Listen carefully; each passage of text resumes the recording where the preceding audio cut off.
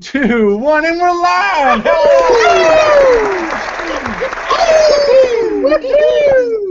That's right, ladies and gentlemen. Welcome back to the Invictus stream. My name, as always, is Mr. Harlan Guthrie, and I am here with my insane brother Alex. That's me. My fair friend Chris. My multi-dimensional friend Michael. Well, that sounds a little more complex than I was prepared for. That's the goal. We are back with Deadlands Game 1, Part 7, Reno. That's right, ladies and gentlemen. If you've been following along on our Deadlands campaign, we are nearing the end. It is a sad fact indeed. Chris has put so much effort tirelessly into this campaign, and we are now rounding the last little bit. But don't you worry, we still got a punch walloped in this last little bit. Of course, as always, it is an 18-plus show. That means we're going to say no words, such as, well, what kind of words, Lacey? Poop and pop-pee-poop. That's right, pop-poop and pee-poop. Those are two words that we're going to use extensively in this, and they are, for whatever reason, an 18-plus word. So if you feel uncomfortable, thank you for that warning, Alex. So if you feel uncomfortable with language that might push the boundaries of what is socially acceptable, then you go ahead and you close the window. But before you do that, you make sure you like that YouTube video. Because that's what makes... I'm going to mute him. No, that's what puts the food on the table. And that's what makes Mike get all of his fancy cigarettes. Ain't that right, Mike? Well, definitely. I gotta make these myself, because, I don't know where I'm going tonight. Vacation is the word. Let's move on. By the way, so before you close that window on YouTube, you go ahead and like the video, subscribe to our channel, and maybe leave a little comment about how sexy you think Chris and his hat look very, very nice today, by the way, Chris. Really? Second, it's just true. So follow us on Facebook, or YouTube, I should say. Make sure that if you are a Twitter person, that you're following us on Twitter. We are at Invictus Stream, and we tweet all the time, sometimes just random thoughts about bowel movements and things of that nature, sometimes RPG-related things. You'd think, because we are a stream after all. And finally, and the most important place that you can find us is on the Facebook group. The Facebook group is where all the cool kids hang out. That's where some of our greatest friends have come together and talked about RPGs and communities and all this kind of fun stuff. It's where we discuss, like I said, general RPG stuff. We discuss the games, and we discuss a variety of other things on that Facebook group. And now there's the page in the group, so you can like the page but join the group, because that's where all the cool people are. One of the things you get when you join the Facebook group is the chance to win Most Valuable Post. What is Most Valuable Post? That's right. Thank you for the echo, Alex. Most Valuable Post. What is Most Valuable Post, you might ask? It's the post of the week that we thought just either involved the community in such a sense of awe and wonder and no, it's just it's a great post that promoted a bit of conversation, that made people feel special sometimes, or just had a funny picture. Most Valuable Post is something that we like to award every week to this person. The person changes. And this week, I want to award it to a new person, a new member of the group. Oh no, the drum roll's not working. You know, sometimes... Thank you. Give me a drum roll, Alex. It's all motorcycle noises. I want to see how long you're motorcycle. This week's Most Valuable Post goes to new member Brianna Agnew-Weber for her fantastic post. A bit of an introduction post for herself too, because she is new. What is your earliest D&D or RPG memory? And it was a great post, a lot of comments on it, got me reminiscent about how Mr. Michael Barber took me under his wing and showed me the ways of the, I was going to say the Force, but I guess the D&D rolling. So a great post, Brianna. You and Most Valuable Post, which means you get a little bit of XP. Go ahead, Justin, add that to... Oh, Justin's not here, but that's all right. He is with us in spirit. Lewis got sick last game, so he's currently light up in bed, but you'll hear more about that in a second. I do want to do a special shout-out to a few members of the Facebook group. Two longtime fans, Jesper and Yannick. Happy birthday, guys! Oh. Jesper's birthday is today, so I think we ought to Happy birthday to you. Happy birthday to you. Happy birthday, dear Jesper. Happy birthday. Well done. Happy birthday, Jesper, and Yannick, of course. Yannick, I think yours was either tomorrow or yesterday, but Jesper's is today, so we're going to remember him more. But no, happy birthday, guys, both of you. You look... Mwah. I do want to do a special shout-out to a member of the stream who will remain nameless, but has watched all of our episodes. Again, I won't mention by name, but I do want them to know that I hope everything works out. We each go through stuff in our lives, let's just say that. And tough times and good times are aplenty. So I hope everything works out for anyone in general that is in need at this time. All the best from the Invictus stream. We love you. I feel like applause wasn't appropriate, but there's nothing else, and I wanted to end it with some sort of sound effect, and I think a laugh would be good. Sure, yeah, let's go with that. Another really awesome announcement, I am really excited to mention this.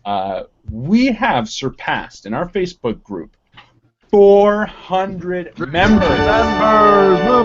That's right. You guys are now part of a group with over 400 members. That makes you 400 group member. That's right. So thank you to everybody who's part of the group. Thank you to everybody who has joined the stream at various intervals, including new members alike. You guys are awesome. We love putting on the show for you. We love dressing up and acting silly. Chris, you know what I found out? I found out that makes it a battalion because I'm looking up stuff for tonight's game. No way. 400 people is a battalion. Invictus Battalion. I like it. All right. Let's start organizing. Let's start a war. Better than a company or even a platoon. It's battalion. I like it. A battalion's got a nice ring to it too. It kind of sounds like an Italian. Broodling Battalion. Yeah, that sounds nice. The Broodling Battalion. Yeah, you battalion. Anyway, so well done, everybody. Part of 400 member group. 408 now, I think. 403 or something. So thank you guys for watching us and our stupid shenanigans. Thank you. Of course, with all of our new games, there will be a mid-game post, so watch. Again, we don't know if it's going to be mid-game, but you watch the entire show, and you pay attention on the Facebook group, and we're going to let you know when you can post and win some XP. What can you do with XP? Well, you can spend it in-game to give us bennies. That's right. You can give 5 XP to give a white Benny. You can spend 10 XP to give a red Benny, and you can spend 15 to give a blue Benny. They let us do a plethora of things: re-roll, add 1d6, as well as just aid the campaign that Chris has so tirelessly worked on. So if you want to do that, you go ahead. I'm going to make a spending post so you guys can post below it and spend whatever you'd like. So thank you if you do that. If not, what the hell's wrong with you? Finally, every week we do an NPC game where you guys add your NPCs, and I'm going to throw it to Mr. Chris Viseau to read us the winner of this week. Take it away, Chrissy. Chris. So we had some really interesting posts this week for the most non-player characters that we're doing. We do a different one for a different campaign each week. This week's winner, although there were lots of good choices to choose from, we're going with Michael Carl Weber with Rube. It's a built for lifting and moving things, tends to talk too much. While technologically correct in how he handles problems, his approach leaves those around him confused as to whether his head was assembled from a complete kit. Go check out the rest. We're going to be using these guys in future campaigns maybe, and they'll get more XP if we use any of the NPCs. So pay attention for next week, because you can get some XP. But Michael Carl Weber just got some for himself for this character. Thank you very much. Well done, Michael, and thank you all for everybody who submitted their submissions. Submitted their submissions? Yeah, well, it's accurate. Posted there? I know. Posted their submissions. Thank you to everyone who's done their shit. We appreciate it very much. It has been a blast doing all this kind of stuff. If you have ideas for mini games that you'd like to see during the week, you might have noticed last week that I started a few fun little games, comments back and forth and post 3 lies and stuff like that. If you guys have ideas for games, you go ahead and you submit them. We love to play stuff like that. And if you have great ideas that would work to earn XP, let us know. PM us or just add just send it in the group and we can review it and let you know. That is all from me. I'm ready to dive into the synopsis that Mr. Justin James wrote down. Is there anything else we need to go over before we jump back into the world of Dead? Oh, halfway through the game, something could happen. So pay attention. The mid-game post, you mean? That's right. I already mentioned that. Well, mention it again. Okay, mid-game post is obviously alive this week. Doubly so because we mentioned it twice now, so don't forget to look out for that again. Thanks, Harlan. A pid named Ghost. All right, without further ado, I'm going to go ahead and jump into this here synopsis. Ladies and gentlemen, Deadlands, Part 7. I need some sort of... Part 7. After the narrow escape from the dreaded ticks, the deputies regrouped and discussed their possible leads. They decided that most pressing was the possible involvement of the Shoshone and the strange happenings around town. After all, it was artifacts from their culture that O'Toole and his miners were excavating. They also agreed, however, that learning more about the ticks that Carver had seen in the canyon was an urgent matter as well. And while the deputies rode into Shoshone territory to meet with the tribe's leader, Old Man Halton and Elam were left in charge of finding and studying one of the ticks. The meeting with the Shoshone proved their innocence regarding the disappearance of O'Toole's miners, and the chieftain aided the deputies by answering all of their questions to the best of his ability. They returned to town to discover Halton and Elam had indeed found a tick to be studied. Instead of leaving Halton and Elam to study the tick methodically, the deputies came up with a way to determine the insect's behaviors and abilities. Stanton, the horse thief, was given a choice: be executed by hanging, as his sentence had already defined, or take his chance with allowing the tick to bite him. He chose the latter, as at least he'd have the chance of living. But when the tick was placed on his arm, it burrowed into his skin and pried its way into his mouth and down his throat. Stanton quickly regretted this decision. The tick gradually changed him into a rabid animal, and with his mind and mannerisms, there remained nothing left of Stanton. Carver, who sat with him, witnessed the entire transformation before his eyes, and had no choice but to put him out of his misery. The sacrifice was worth it, however. They now knew exactly what had happened to the sheriff. Now the real question: how would they prevent the ticks from infecting anyone else?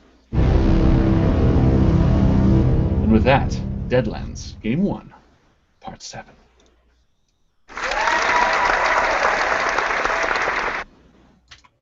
Thank you, Harlan. It's strange what staying in one place can do to men, especially men who have been on the move for what seems like an eternity. Some men go from place to place avoiding the law. Others are looking for something or someone. Some men just move to keep from laying in the grave. Whatever their reasons, our newly appointed lawmen have now stayed in Halton long enough for memories to catch up. Lewis, worn and wounded from the pace that would cause the Pony Express to take note, intended to be right as rain, hoping that a few hours' respite would ease his weariness. The exhaustion seemed to set its heels and take the better of him. Within hours, a fever had set in. With the fever came dreams that seemed to torment him as sweat furrowed his brow and thrashed in the bed. Obviously, Elam was called. Elam did what he could, or is doing what he can for a hero, but warns that the others are on their way to death's door to meet Lewis, if they too don't consider their health. It's hard to stop your momentum when your past is weighing you down. Would you ever get going again, or would you be consumed by what you have done or didn't do? Sometimes it's best to lessen the load, so all your dreams are not as unrestful as the clenched jaw that Lewis bears in his sleep. Carver, Buddy, and Lacy, you guys look on fearfully that you might lose your friend in his fever dreams. But you take Elam's advice, and you decide to stay for a little while, resting first for the day. You realize that your weariness is deep within your bones and that you need to really slow down a little, recount what you have learned about the town, and really start dealing with some of your past.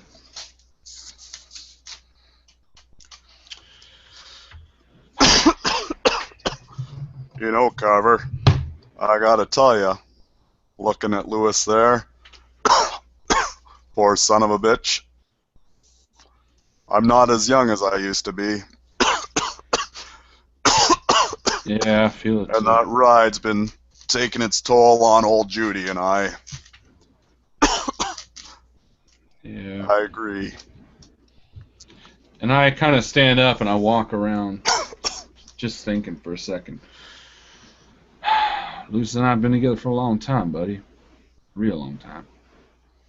I never thought it'd be, shit, I never thought I'd be so affected by the son of a bitch dying. Damn, looks like he is. Or he's close to it. Oh, don't talk that way, Carver. It'll be okay. Well, for fuck's sake, buddy, no, come on, look. There's realism and then there's just dreaming. I mean, what the fuck are we doing? I mean, we came to this town with a sheriff, a friend of yours, a man that I know of proper statues, is dead. I have to imagine, I mean, that thing he swallowed, buried down, changed him, and he's now gone. There's no way he would have survived another day. We got the whole town missing. Well, half the goddamn town's missing, buddy. I mean, shit, how many gray clouds you gotta see before you start smelling the shit that we're cooking here? We're in a fucking grave town. I'm not gonna lie to you, Carver. It's not looking good, but... oh, sorry. Little tired. And here you are. I've seen worse. Yeah, you say that, buddy. You're sitting here, you're saying shit's not going to be that bad, but, you know, Lewis, my best friend, might not be dying, and here you are puffing on a cigarette, coughing up blood into a goddamn hanky. I mean, shit, man. Do you just want to die? You got a death wish or some shit? I thought you fought in the war. I thought you were some sort of fucking hero, and here you are coughing up blood, dying by my feet. Where the fuck is Lacy? I mean, Jesus Christ, the man's been shitting on the pot for like 2 hours. Listen, Carver, I can tell you're a little upset, and I understand. Obviously, you and Lewis go back a way. Yeah, you Never it's easy easy to losing a say you friend. understand. Yeah, well, that's it. Yeah, we go back a ways, but you don't understand. You don't understand. Lewis and I grew up together. This isn't just a few guys that met in a small town and decided to walk hand in hand.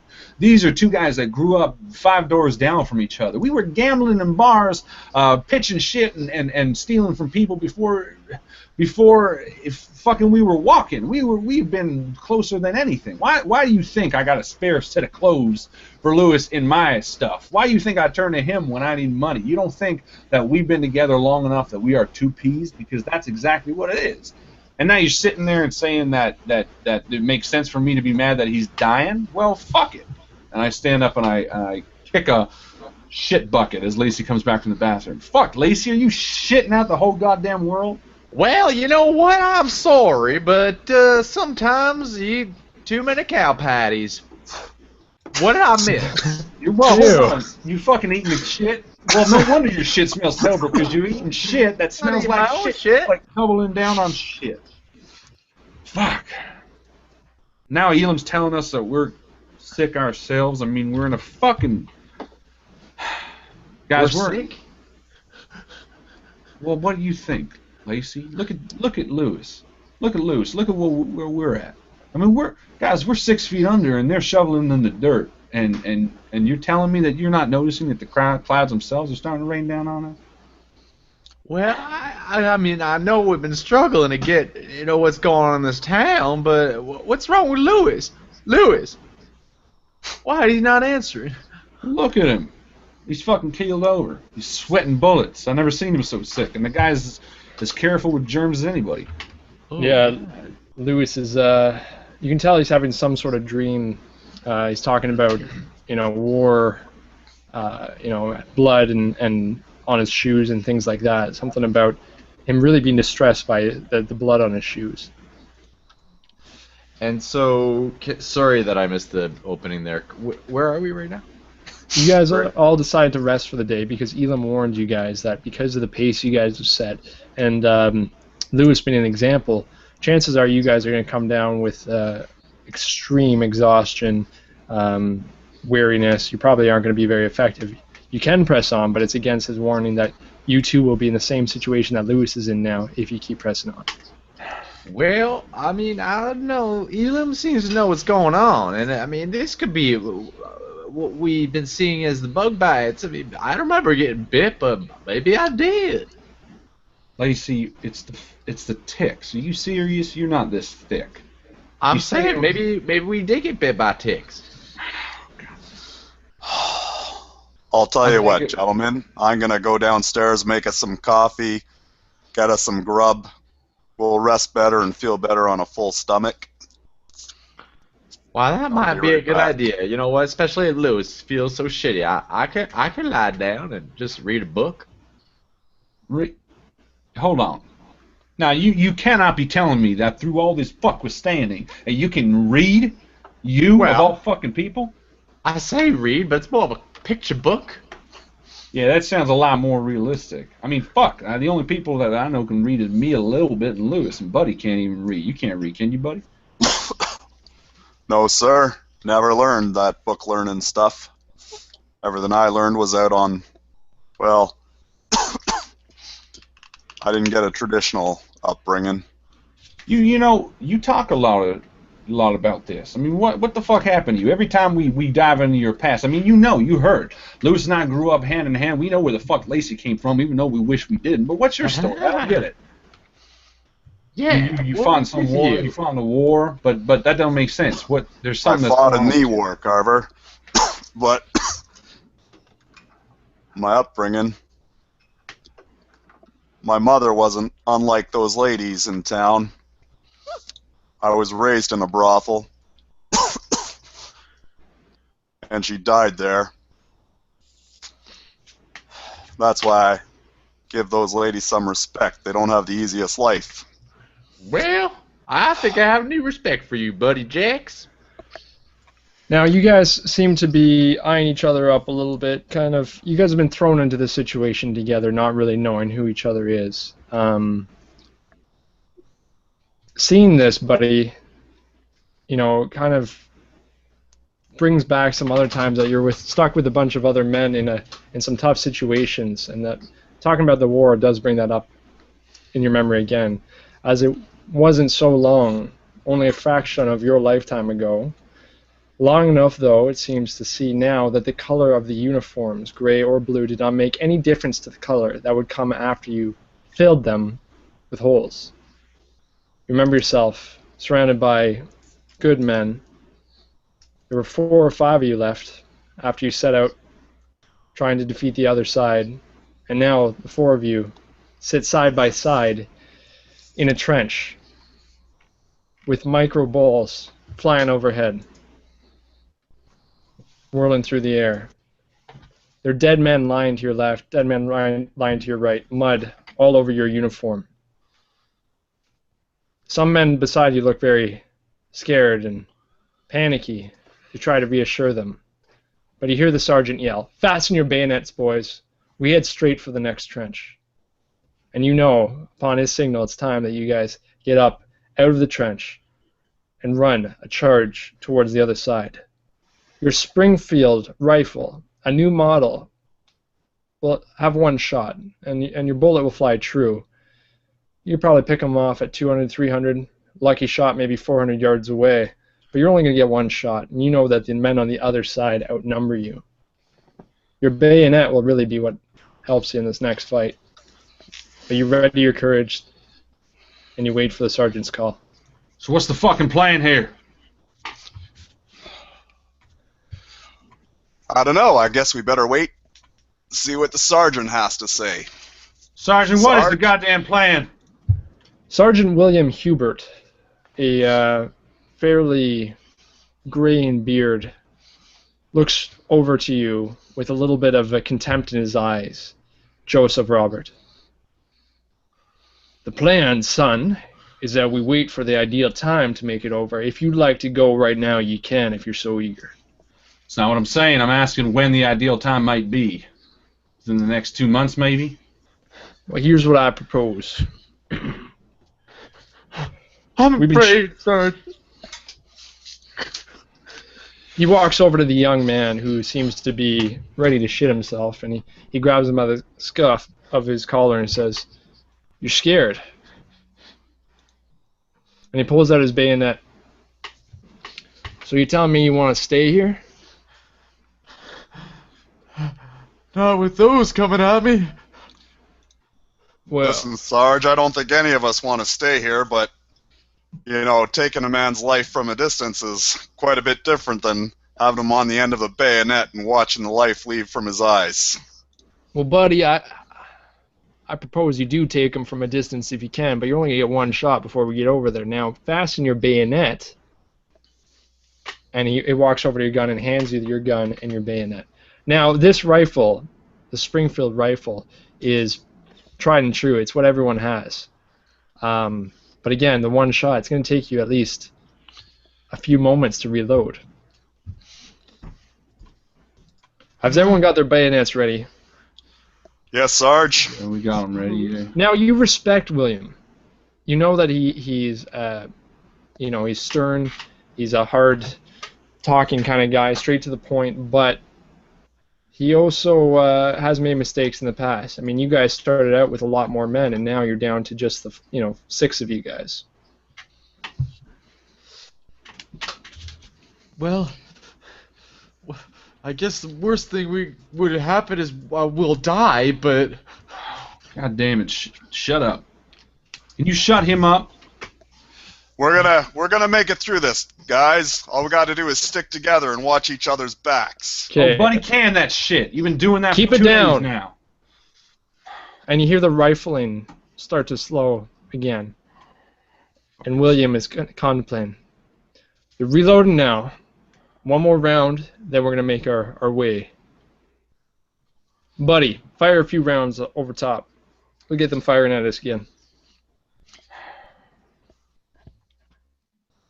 And so I do that. Okay, as soon as you do, you fire, and your round is gone. Luckily, there's another rifle right beside you from the dead man. And I'll take that. And I'll give another shot. And then I'll spend the time to reload. And if I can, I'll reload both of them. Here's what we see, here's what we got ahead of us, boys, and William explains it to you guys. We got to make a pace about 50 yards to the next trench. We'll be well within range, as you know. 50 yards. If we don't make it and kill them, they're trying to make their way west towards the mechanized rifle. Well, I imagine they'll mow us down pretty quickly if we don't make it. All right. So we're what's the basically plan? just getting there as quick as we can, taking out as many as we can. That's my plan, unless you guys see some other way. Plan is the same as it's always fucking been. Kill the enemy. Is that what you're saying? That's We right. could just turn around and go home. Sheffield, you need to shut the fuck up. Williams, you need to shut him up. Williams walks over. He takes out his bayonet and stabs Sheffield in the chest. What the hell? How's that supposed to help us, man? And he kills him. I don't need any cowards running over the wall. As soon as we got over there, he was about to run away anyways. Anyone else want to run? No, sir. And I'll go over and I'll do my best to heal him. Stop the bleeding. Yeah, you. But, As soon as you I get over can to tell him, at this point. Yeah. yeah, he bayoneted him in the chest. Yeah. So it's done. William, with his crazed eyes, hears the shot stop, and he gets ready to blow his horn. We're charging, boys. He blows his horn, and he yells as he gets and clambers over the trench. And we'll follow him, or at least I will. Fuck it. And I do it too. All right. And I'll be running and taking a shot.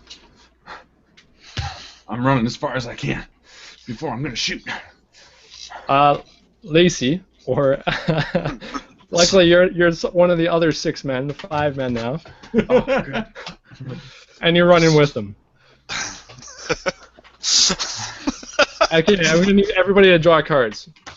Oh, can you draw one for me? I don't have cards Yeah, I still. got you. Still mid-move. You're a 6. Excellent. I'm a 6. All right. Who's got ammo? Give me some ammo! I need ammo! There's only one shot in the fucking rifle. Keep running. I haven't got any ammo. Once I take this shot, Alex I'm is out of going to ammo. go through a lot of characters. The guy keeps dying. As you guys come over the trench, it's a horror show. Oh, fuck. You can see men's eyes poking out, and you feel shots whiz by your ear. That very, almost like a buzzing noise, as the rifle shot spins the bullets past you. I'm gonna stab Now- the first one I see. You guys, it's going to take you a moment to get across, so I need you guys to do a little bit of a speed check.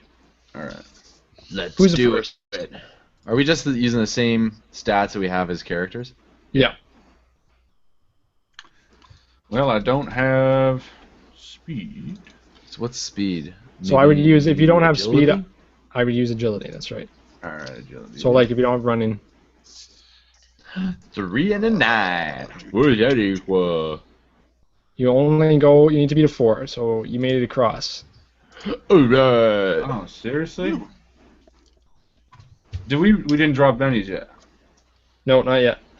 And what'd you get, buddy? I got a 1 and a 4. So you're So successful. if I can... that's successful? Okay. I was going to say, if not, I'll have to use a Benny. Alright. Well, I would use a benny, but I don't have one yet.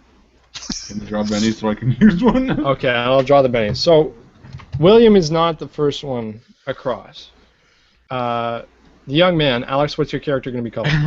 This guy is now Taylor Johnson. Alright, Taylor Johnson, you have Name it. 3 white bennies. Oh, for fuck's sake. Oh, Taylor. That's good. Alright. 3 white. You have a red and 2 whites, Harlan. Alright, I'll take it. And I'm going to spend one to reroll. And Mike, you got a black, a blue, and a white. Nice. Ah. Wait, a black, a blue, and a white? You heard me. So isn't that like a legendary? It sure is. That's Cheater! fantastic. Cheater! That's so exciting. Pumpkin eater. No cheating. Alright. Okay, so I used missed a black, a blue, and a white? Okay. Yep. Alright, Alright. so Hold on. I used my benny to reroll, and I got, like, a fuck ton. I got 33. Or Okay. 23, sorry. Nice. Joseph is the first one over there. Buddy, you can react before him, but you see that he's going to be the first one within bayonet range. Yeah, well, what I would do is try to shoot the man closest to the man he's going to stab. Right. Okay, so you see that there's about, I mean, from what you guys see, you can only see roughly 4 or so men, but there could be many more down in the trenches, you're not sure. But you do see where roughly Joseph is running, and you see that there's definitely a man beside him just poking his head out and aiming towards him. Yep, and I will take a shot, and I do have steady hand, so I can reduce Run and the shoot. running penalty. Reduce it by 1 or 2? Reduce it by 1. So it's usually a -2. Yes. And there we go. So I got a 5. Now, just to be clear, guys, you guys are running straight at him, and this is exactly what William intended. But you know that there's a nobody to the east, and to the west, you know that there is the machine gun slightly on a mound as well, which actually would look the way that their trench bends. The machine gun is actually on the western flank of the group as well. Now, buddy, you connect with him. These rifles do 48 damage. 48 damage. No, 4d8, which seems ridiculous. That makes a lot more sense. I thought you I'm said like, 48. What the fuck? I'm like, I'm dead. Like, everything's gone. I only have 4. Add 48 if I wanted. Wow. All right. So we got 7, 12, 12 damage. 12 damage. Okay, so Yes, the sir. guy's head, with his cap on, explodes. Just the top of his head just explodes. And you'd see the body, lifeless body, just lean against the side of the trench as you're making your way forward. There's the guy I'm running to? No, this was the guy beside you were running to. And I Only react. two guys. Buddy was trying to kill the guy, so that way when you I see. bayoneted the first, he wouldn't be able to attack you. I got you. And then also what I'm going to do is say, shout out, head to the west, boys. All right, you're gonna try to convince everybody. Yep. Okay. You're gonna do a charisma check. Which, So what if? So is that going to be? Oh, charisma is nothing. So just a wild card, just a wild die. And a 1d4, and you minus 2 from each. If you have no training, do you have any training? Not in charisma. Charisma is one of your ability checks. Oh, but I did it. Explode it. You exploded it. Exploded.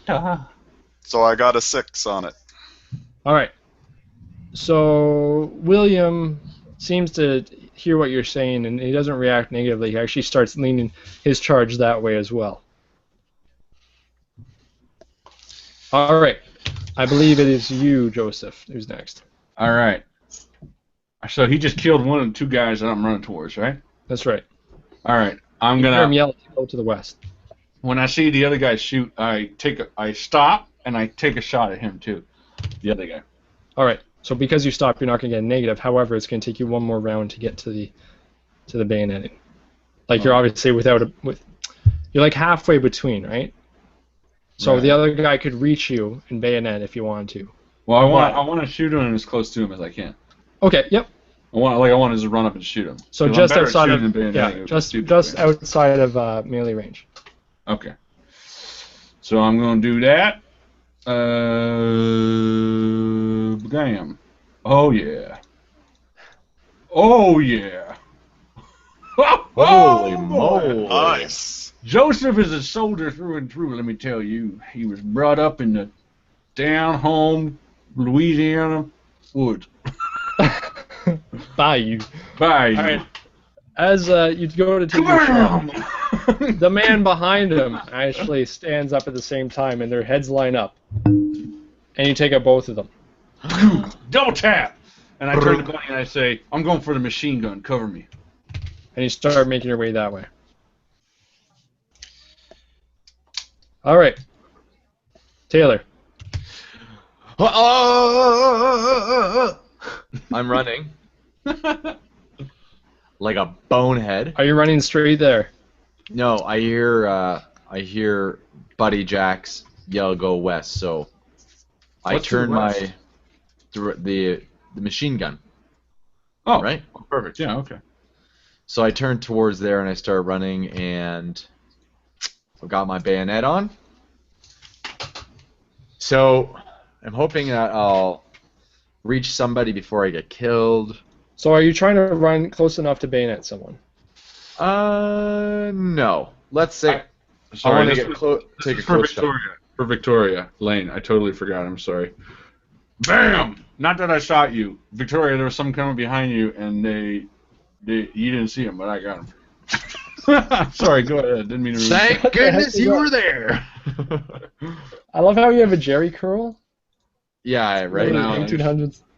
All right, so Taylor, He's a you're trendsetter. not going to shoot and you're not going to bayonet. You're just going to run. No, I'm gonna shoot. Okay. Yeah. Okay. So- So you luckily can still see two men. There were 4 that you could see when you were running, and one of them, another one that poked his head up behind the other that Joseph killed, and another man pokes his head up and gets his rifle ready. Okay, so I aim for that one, and I have a shooting and riding. Will the riding help me out at all? Not at all. Because I'm not riding. Unfortunately, you're running. So if you're running and shooting, But he was You also a will- different character. In this character, his riding is his riding. in this character, he's actually not as good as his last character. My too. my Jerry curl helps with the spin. Okay, so a 1d6 and a 1d10 for shooting. Pow pow. Ooh, that's a 9 Sure is. and a 4. Can't see the 4. Either way, though, you're successful. But let's see how much damage you do. So what am I rolling? 4 of these d8s. Yeah. 4d8. 5, 11, 16. All right. So, again, no problem. You take that guy out. And now I'm running. Yeah, so another body lays on the side. Obviously, the surprise tactic did work. William's idea of charging took them by surprise, and that's why you're able to pick these guys off. Way to go, Sergeant William! You get the impression, as you see the last guy duck down, that they are readying for the attack now, and they're preparing themselves. They're not going to be just poking their heads out and ready for you to shoot at them. The last guy that you see is going to take his shot, though, before he does that. Now, the closest one there would be William, so he's going to take a shot at William. Which is you. It is. So you're playing the NPCs and you're playing the sheriff, so really you're... I feel like that's a conflict of interest. You're fighting As William turns and William kills you. miraculously dodges it last second. He miraculously died. Well, all I needed was a 2, so I got a 2.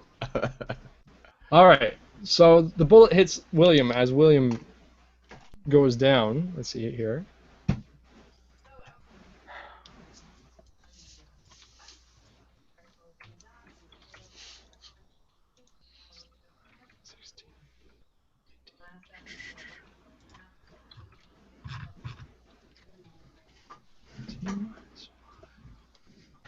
It's 13. Sorry, guys. You have to be That's like a all right. mathematician to do this. And he looks like he's down.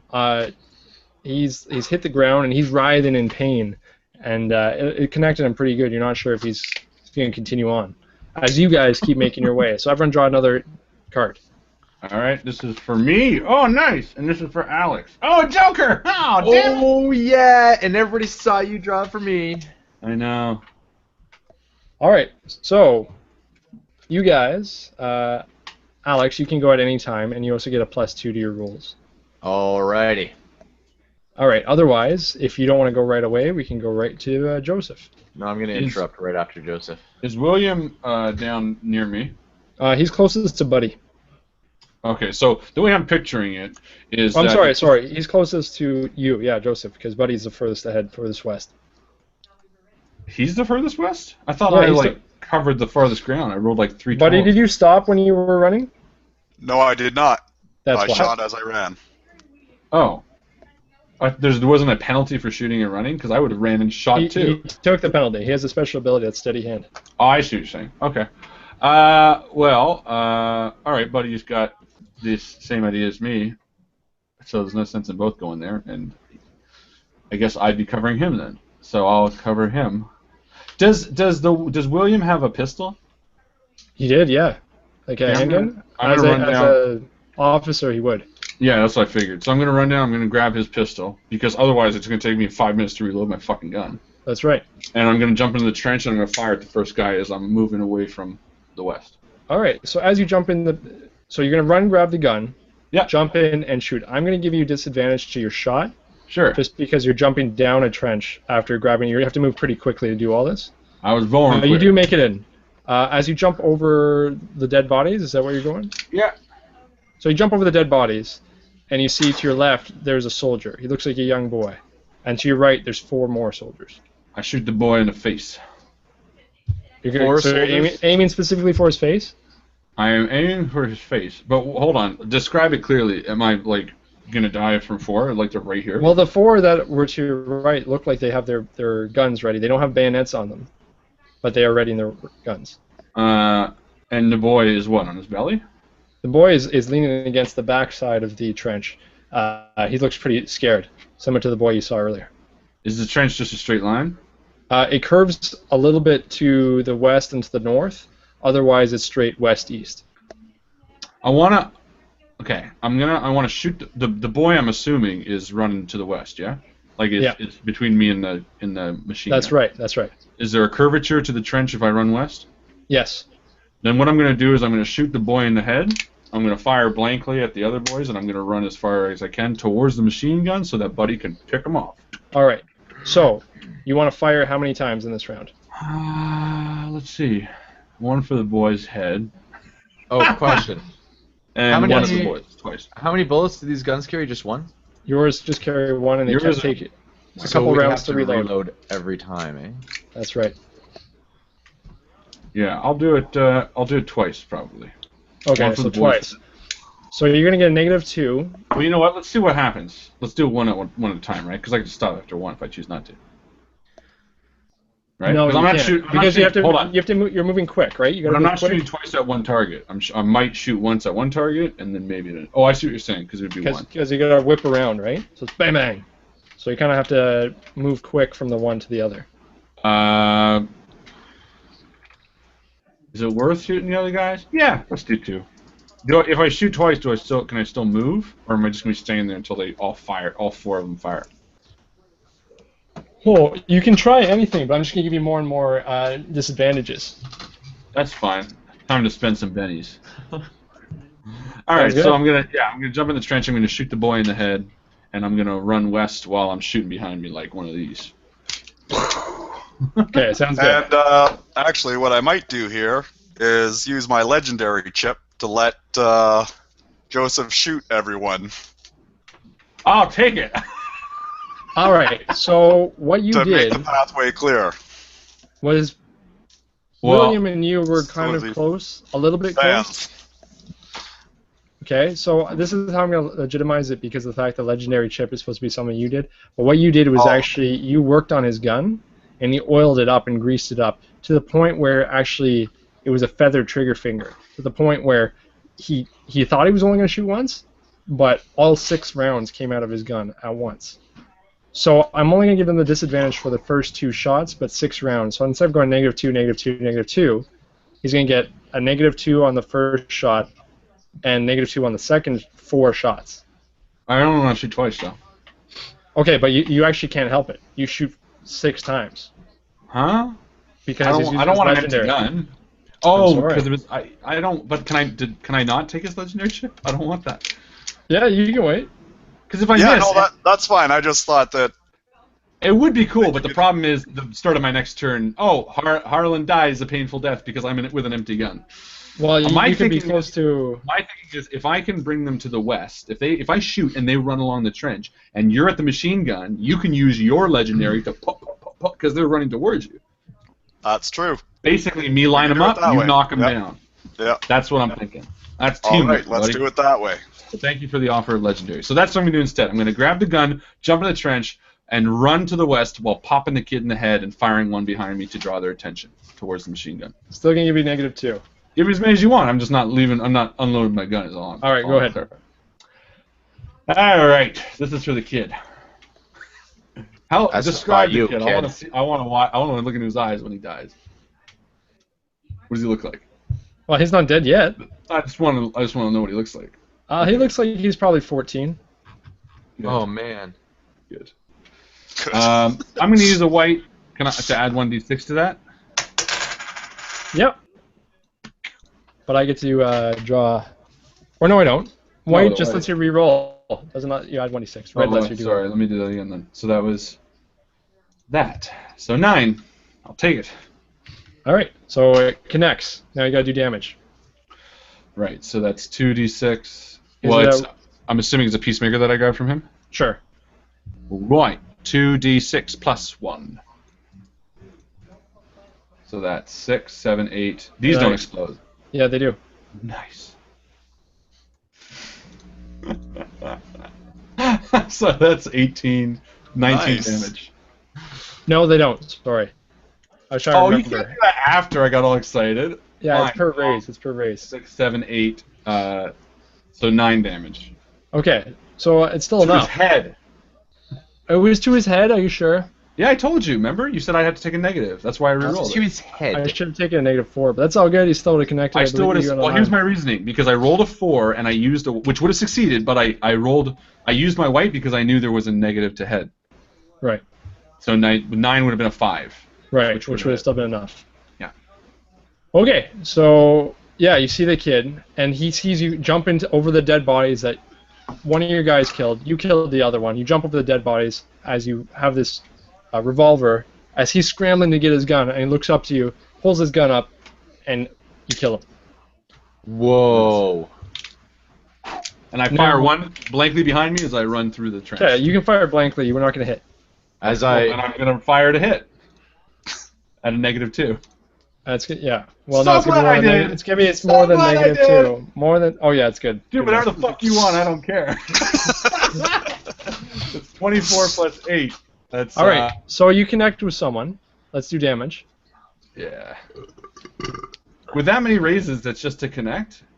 Yeah. Well, you should be able to do substantial damage. Keep going. Roll your damage. Because you said there were 4 in a row, right? Yeah. Hold on a second. Whenever you get a raise, you get to add to your damage. So how many raises is that? Joseph Tapper. GMs hate him.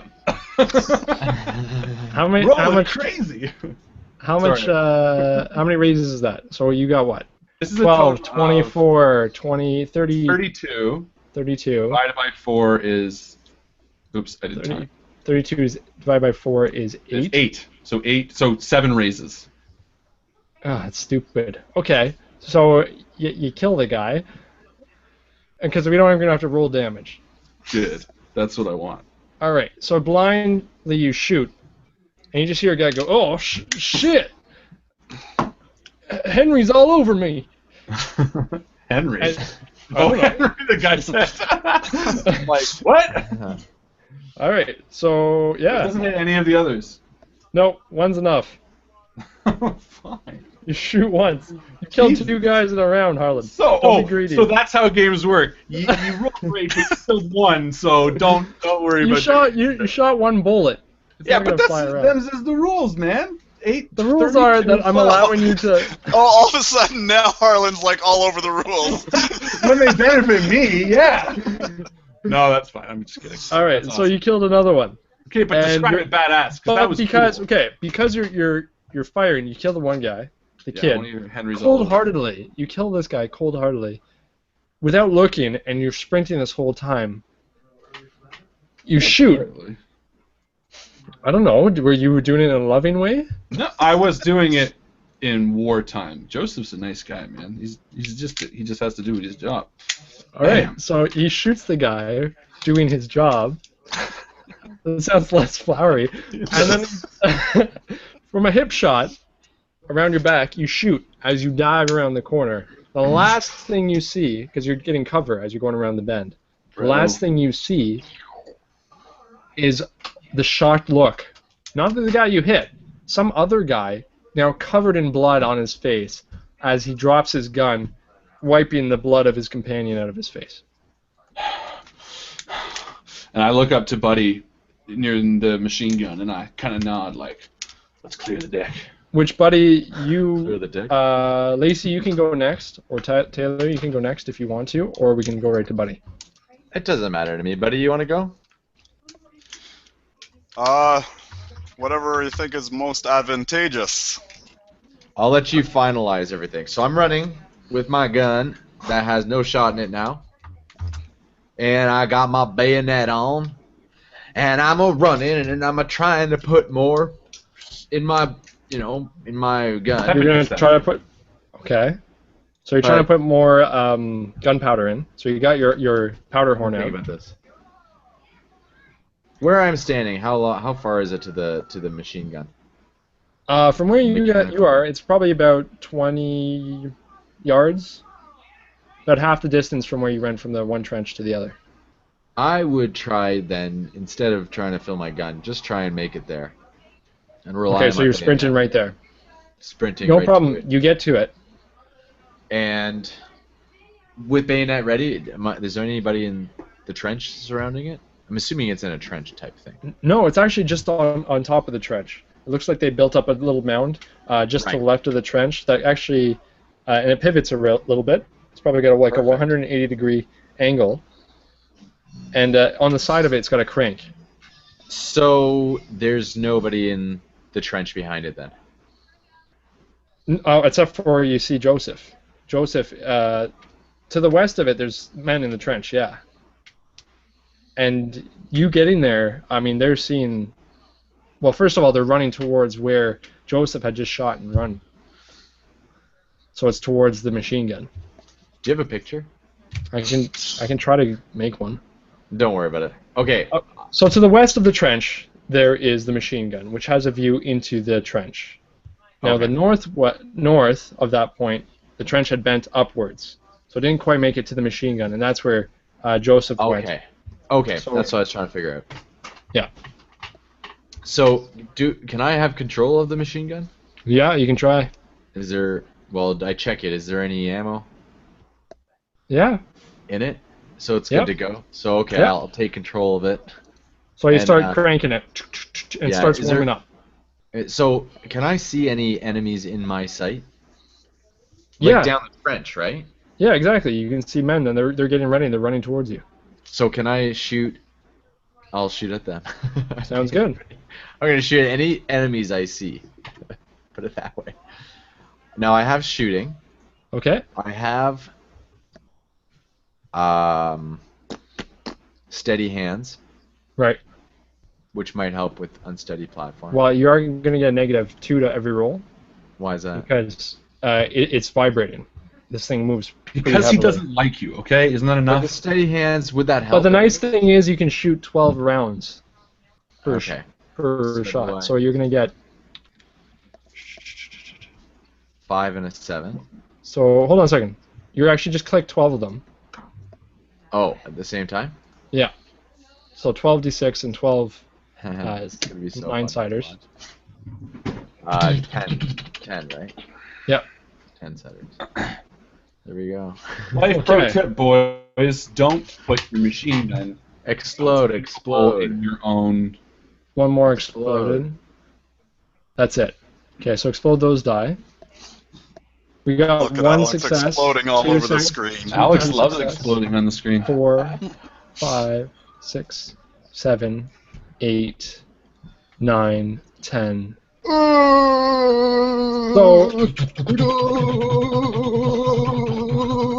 exactly, because of the fact that there's so many bullets berating these guys, and you're at such a close range. I mean, this thing's supposed to mow down entire platoons, right? Yeah. You guys are at this close range, and there's only about 4 guys left in the trench. And they start looking. I mean, the first shot connects, and their bodies start going limp. But before their bodies can hit the ground, they're just riddled with lead, bullet after Oh bullet my God. after bullet.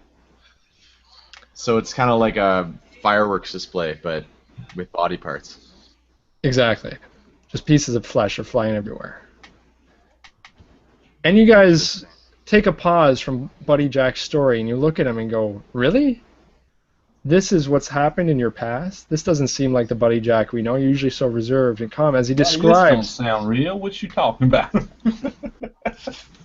Wow, that's just nuts! This guy actually did that, buddy? Well, I tell ya, I ain't never seen nothing like it, and never have since either. Say that Joseph Tapper That- fella sounds like a real cool dude. And Well, so does that. I'll tell other ya. fella.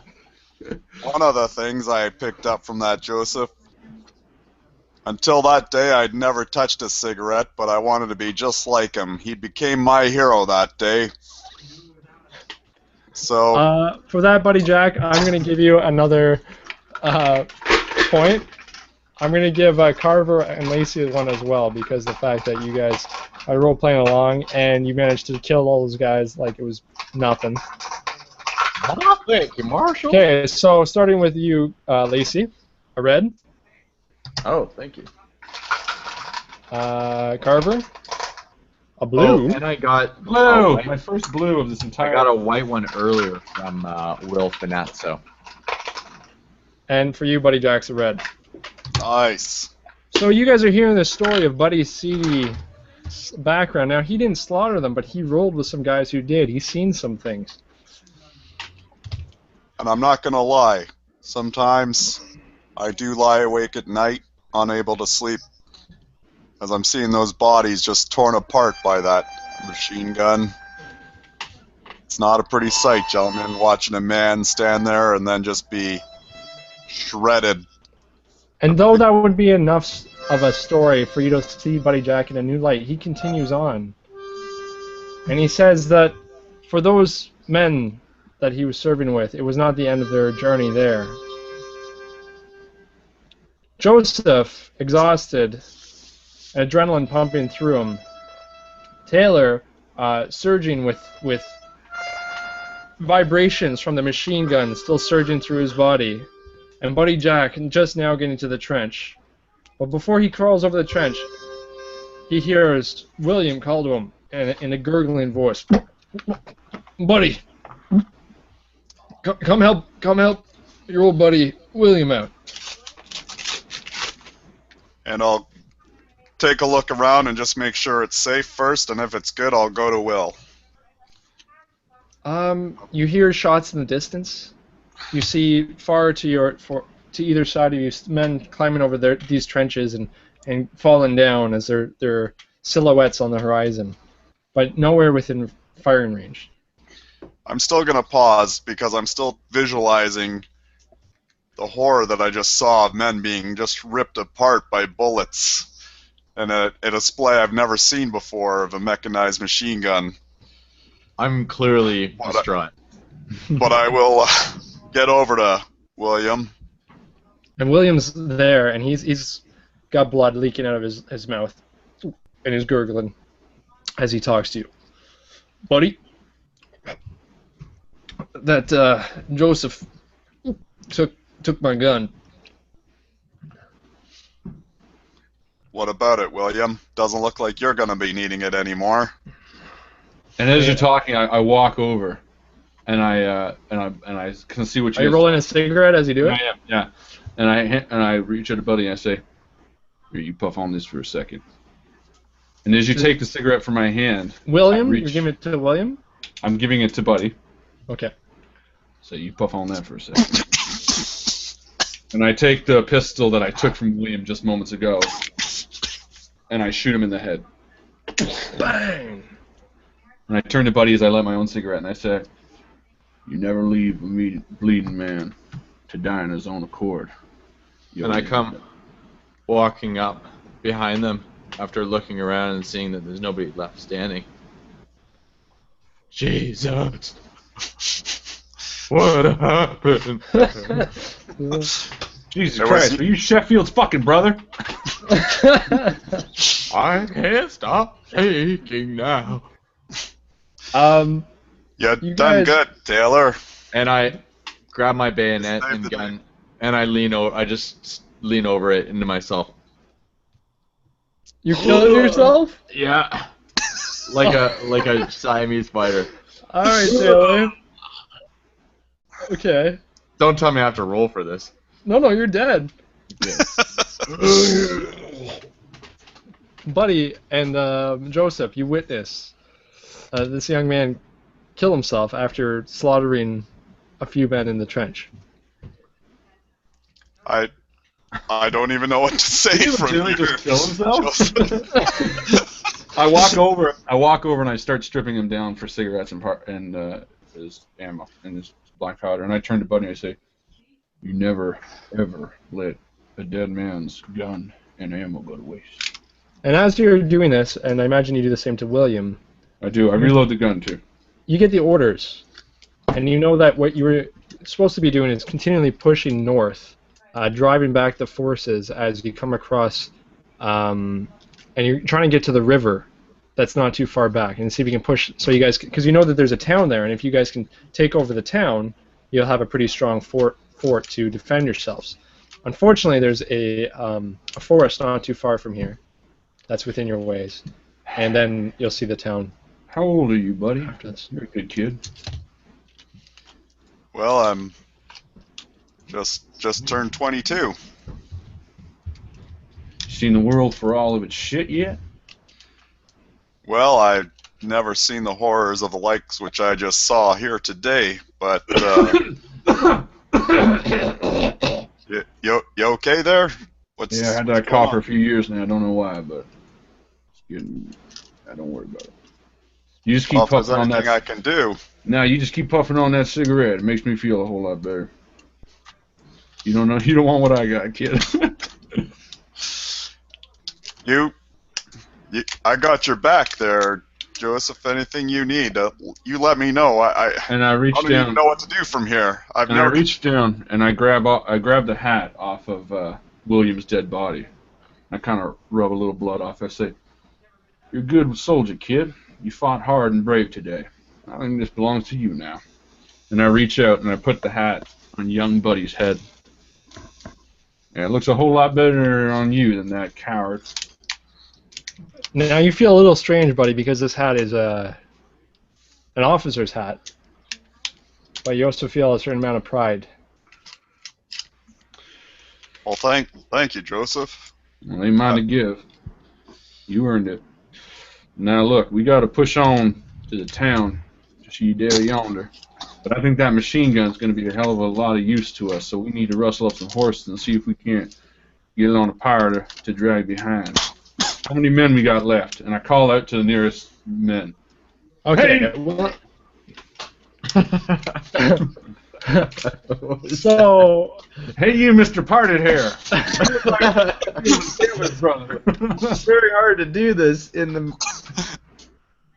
So you make your way back a little bit further, back from the way you ran, and to your east there was another trench, and you know that there was some other, squads in there. And sure enough, there's a man there, and he looks like he's supposed to be an officer, but he's nervously shaking. He looks like he comes from rich family. He's well shaven, barely any dirt on him, and he's shaking there, standing there, nervous.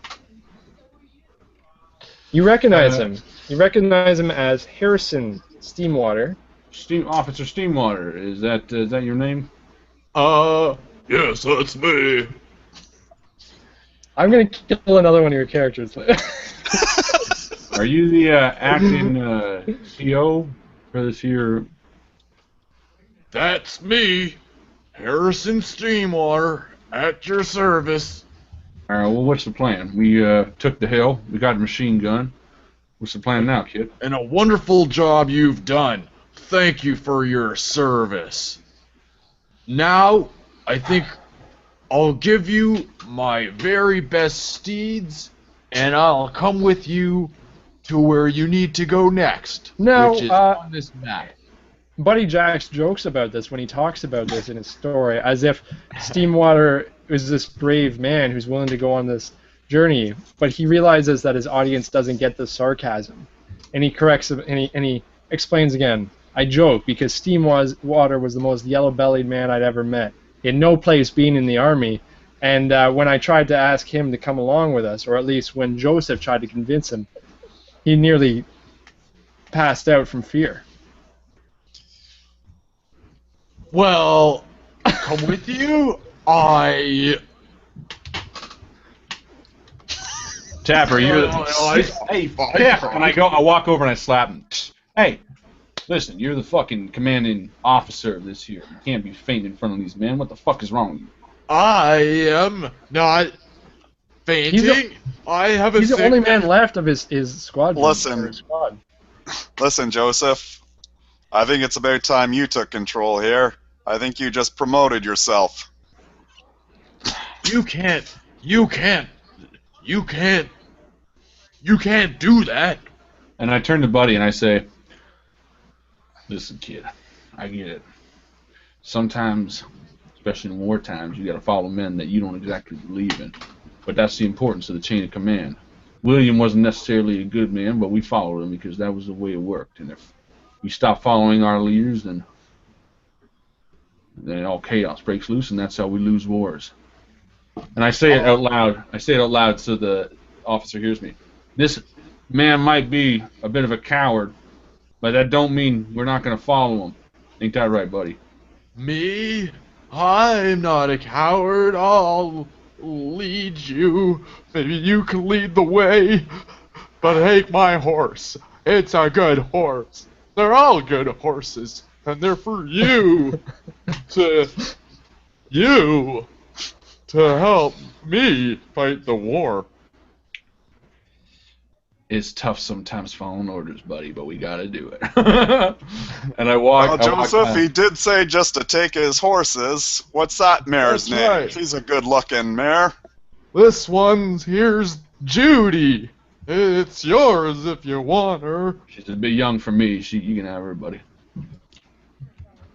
So I'll go on over to Judy, and I'll let her smell. That's Got it. disgusting, buddy. And she seems to take an instant shine towards you.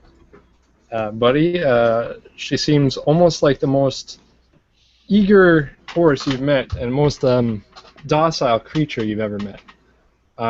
It's scared clearly from being in the war, but instantly she seems to be fond of you. It's all right, girl. We'll get through this together. We got a good man to follow here in Joseph. We can trust him. I've never seen a horse take to someone so quickly as that horse took to you, buddy. Sounds like fate to me. I think it's a good sign, Joseph. I think things are starting to finally look up for us. I mean, there's not many of us left, but I gotta hand it to you.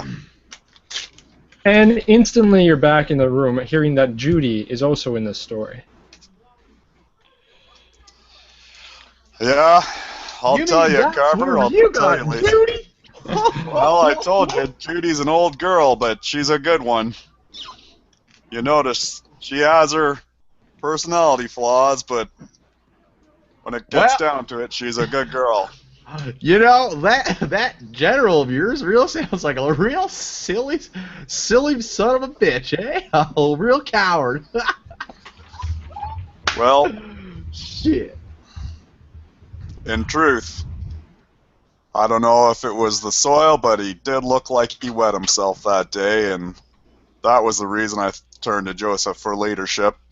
Joseph wanted me to follow that man, I'd follow that man, but in truth, from what I gathered, that man told Joseph and I to go our way. Well, if it was me, I would have told you way better than that. I would have led you guys. I ain't afraid of nothing. It's true, Lacy. When it comes down to that, we can count on you to be in the thick of things. And I gotta tell you, I respect that. But even as Buddy was saying that, his memories brought him back, and what he remembers next, he feels even Lacy, too, would have been afraid of. Because the next thing they had to go through was the forest before the village. Now, the forest was native territory. Many platoons, many groups of people have gone in, and very few people have come out of this forest. But you knew you had to pass through it, Buddy. Joseph knew. And William's orders told you that that was the only way to keep going. Listen here, kid. This area is Shoshone territory. Now, I don't care what you've heard about them. I'll tell you, I haven't heard many good things. Well, listen. They're people, all right? Like any other people. People want to be respected. Now, I don't care what side you're on. I don't give a shit if you think that they're invaders or we're taking their land, whatever. But they're good people. You respect them, they're going to respect you right back. And I spend a lot of time with them. I'm not friends with them per se, but they come at you. You treat them with respect, and you'll get through alive.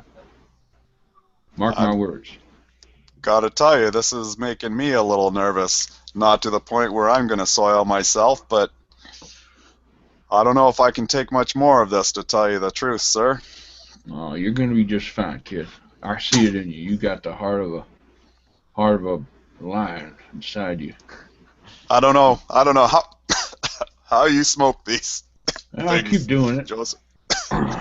You ain't a man until you're coughing up blood, let me tell you that.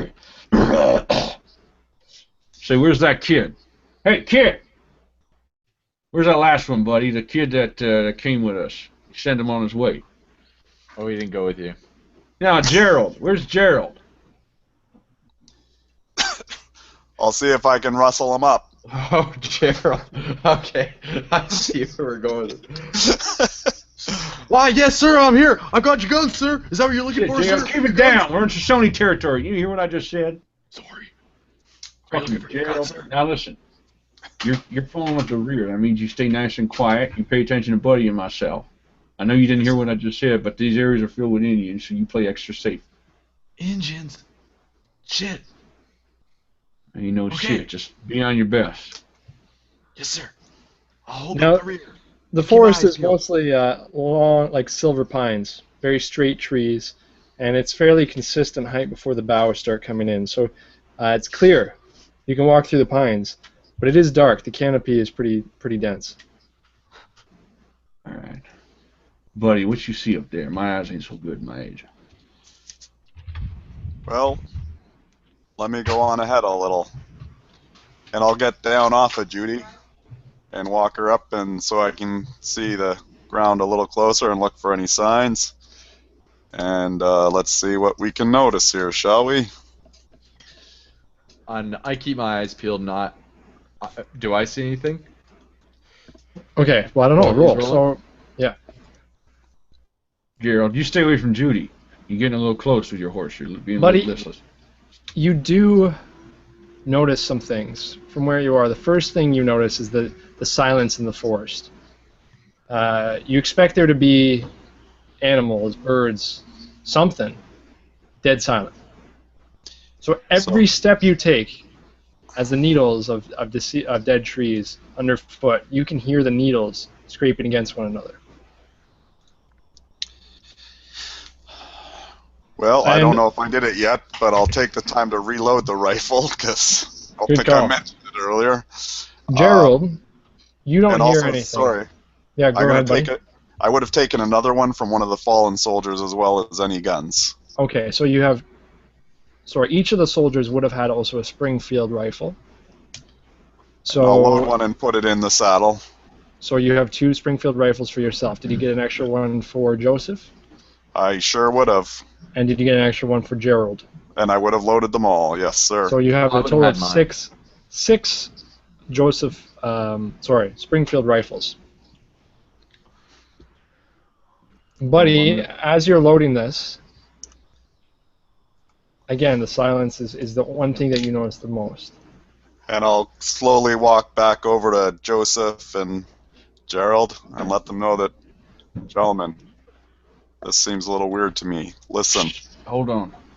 Something's not right here. That's what I'm talking about. I need you guys all to roll a agility roll.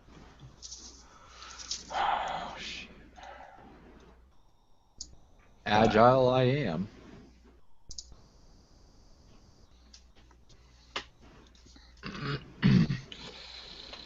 All right, anyone fail? No, all successful. Okay.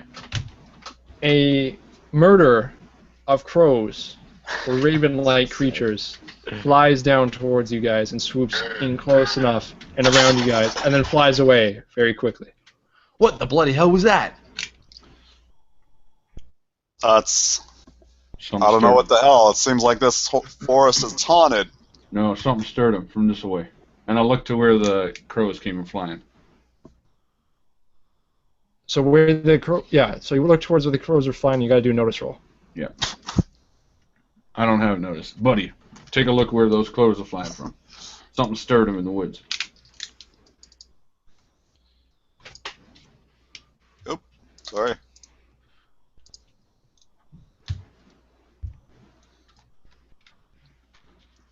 Well, I'll tell you, if you look over there, do I see anything there, Marshal? You see exactly where it came from, and you notice that a few of the trees that should belong there are not there. It's not as dense. There's a little bit of a clearing that seems a little out of place there, Joseph. Like they moved, or like they've been cut down? I don't know, not from where you have to go in quickly to check. All right. Like you have to go into that distance. Let's. How far away is it? Is it walkable or rideable? Oh, for sure. Yeah, we're talking like within 20 yards. All right, let's dismount. Time with horses. Do you want me to stay here with the horses, I'm a little or do you want me to go ahead with you? Judy Okay. seems a little nervous herself. You can see her nostrils flaring, all her right, ears are flicking around. It's all right, girl. Nothing's going to happen. And I'm a little bit nervous because up until this point, I've pretty much only grown up in the city. I've never really been in a forest before. Mm-hmm. Haven't been outside the civilization like this. As I'm trying to give her confidence, it is a false confidence because I'm trying to psych myself up as well. So I need you to roll your horse skill. But I'm going to give you a disadvantage because this is your first horse. So I'm actually going to allow you only to roll a 1d4 minus 2. Because you have no training with horsemanship. All right.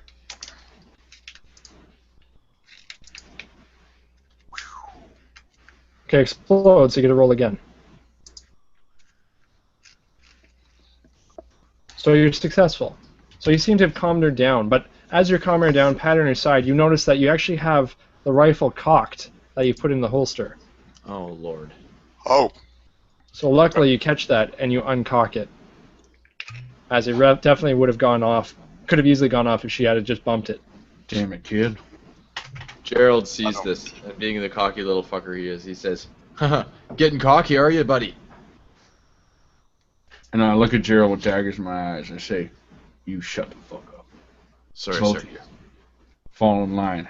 And I point to Gerald. This clearing might be an ambush. I want you to go down. Take 2 paces that direction. No. Ambush. I want you to go... I want you to go down so that I want you we to go... are ambushed. I We want have you a to go- happy ending.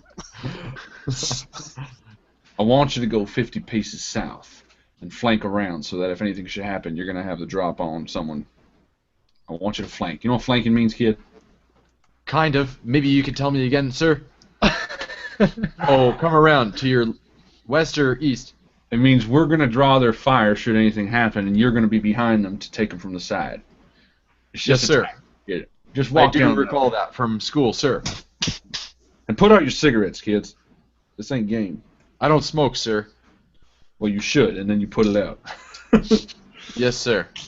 All right. So I walk up 50 feet, keep it being mindful of my volume of walk. And I say down south. Downwind, that Oh, way. so I walk south then. 50 feet down. I And, walk the direction he's telling me to walk. And I nod to Buddy, and we start approaching the clearing. Okay. So as you get closer to the clearing, you notice that there are no trees there. It's not that they've been cut down. There have never been trees there. It's clear. And the ground looks to be different. And as you get closer and closer, you realize that it's bones. Scattered bones across the grass. Is this, Does Shoshone have any burial rituals that Joseph would know about? Now, you think it's the Shoshone, but you're not sure. You don't know much about the tribes around, or the clans around this area. Oh, You okay. have no idea what group it is, but this does not seem a normal ritual. All right. And the Shoshone ritual is nothing like this at all. All right. It's just a clearing with bones, and that's it? That's right. Something's sitting right in these trees. Let's back to the horses. any way we can go around this, Joseph? I don't want to tread through there.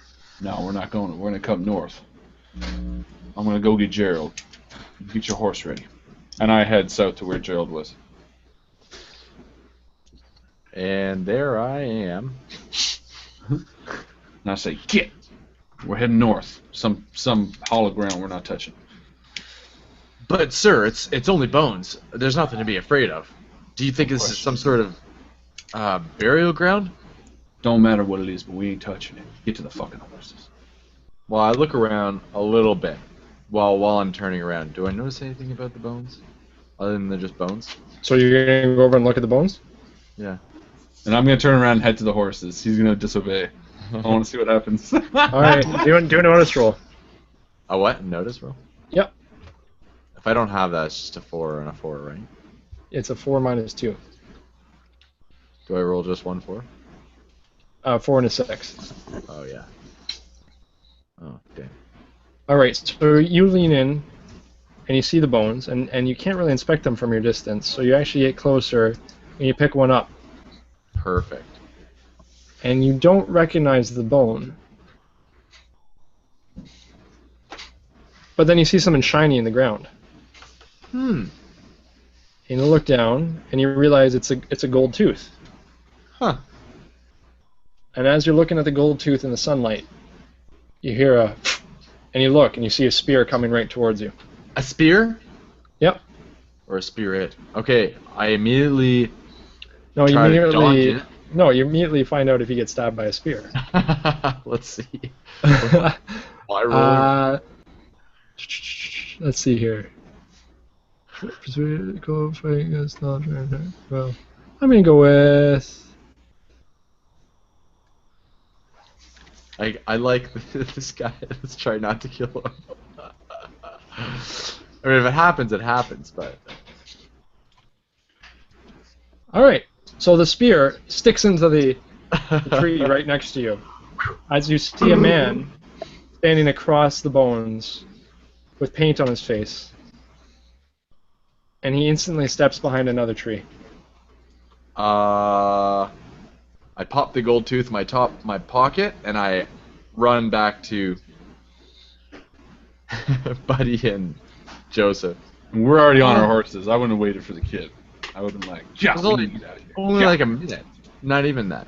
Yeah, well, Maybe the time it 30 took you seconds to behind. do that, I'm not waiting for you. Alright, so now you guys are on your horses, riding through this ground, and Gerald is there, yelling at you, trying to catch up to you guys.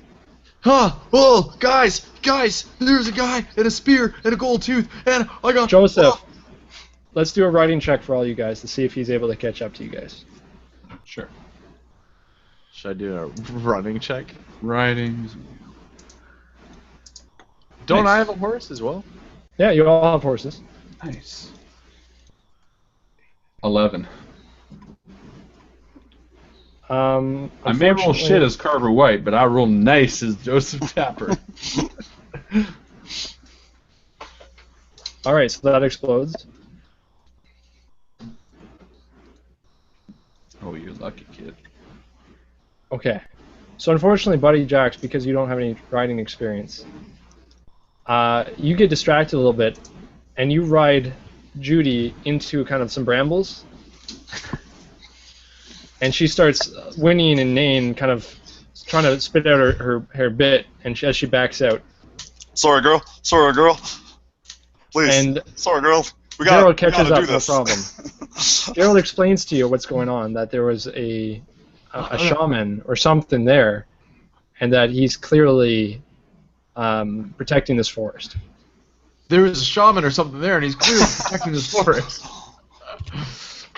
Now is not the time, Gerald.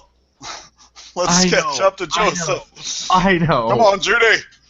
Come on, girl. So I jump on my horse and try to join them. When I realized Buddy wasn't with me, I slowed down a bit until Buddy caught up.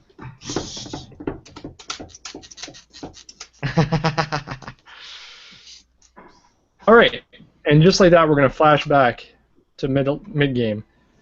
As Buddy Jax talks about his first encounters with a Shoshone or some sort of Aboriginal man, and you know, you guys remember that he had that medallion, and maybe this is the time that he got it. Well, I'll tell you. Is that where you got your medallion from, that crazy guy in the woods with the spear? Well, it wasn't exactly that man, but it was a short time after. We did end up getting taken by the people. I was Oh. hoping again through the calm and thoughtful words of Joseph that we were able to get our way out of there. But it is where I met Kamame. Shit, Buddy. I don't We're know if the going story's to making do too a much mid-game better. post right now. Well, mid-game pose! Maybe worse. All right. Where's the... Mid-game post! All right, ladies and gentlemen, as you know, we like to dedicate the middle of the show to doing a mid-game post. The word is going to be flashback. That's right. The first, second, and third people to comment under the post that's just been done will win 5 XP each, I should say. So there you go. 1, 2, 3, and 20 are each going to win 5 XP each. The first ones are first coming in. Michael Carl Weber. Is it Weber or Weber? I was told Let's say earlier. Weber. Very German, Weber. Weber. I think it's Weber, but I don't know. We'll find out. Michael Carl Weber is number 1. We have Godpool as number 2, and Mike Fazio is number 3. Well done, guys. Now let's count up to 10. And then to another 10 for 20. 1, 2, 3, 4, 5. 6 is Victoria. 7, 8. Here's where 9, Mark 10 Lane for comes in. Victoria. Yeah. Oh, it is Weber. 10 is Hold on. Victoria. 11, 12, let's 13, see. 14, 15, 16, 17, 18, 19, 20. Yeah, that's Mark. Awesome. Well done, guys. So that is Michael, Godpool, Mike, and Mark. Well done, guys. You each get 5 XP each. Mike, Mark. You each get 5 XP each. Well done, guys. Hope you're enjoying the game. We got a lot of fun future past stuff, X-Men style, going on to see where Buddy got all of his tendencies and all that kind of fun stuff. So Some real Scorsese timelines here. I should say Tarantino timelines. Tarantino, yeah. Wait till the ending where it all comes back to when he killed Lewis's father. Not really, but we'll find out. Thanks for ruining my ending. Sorry. Could you imagine? All right. Well, that's the mid-game post. Thank you so much, guys.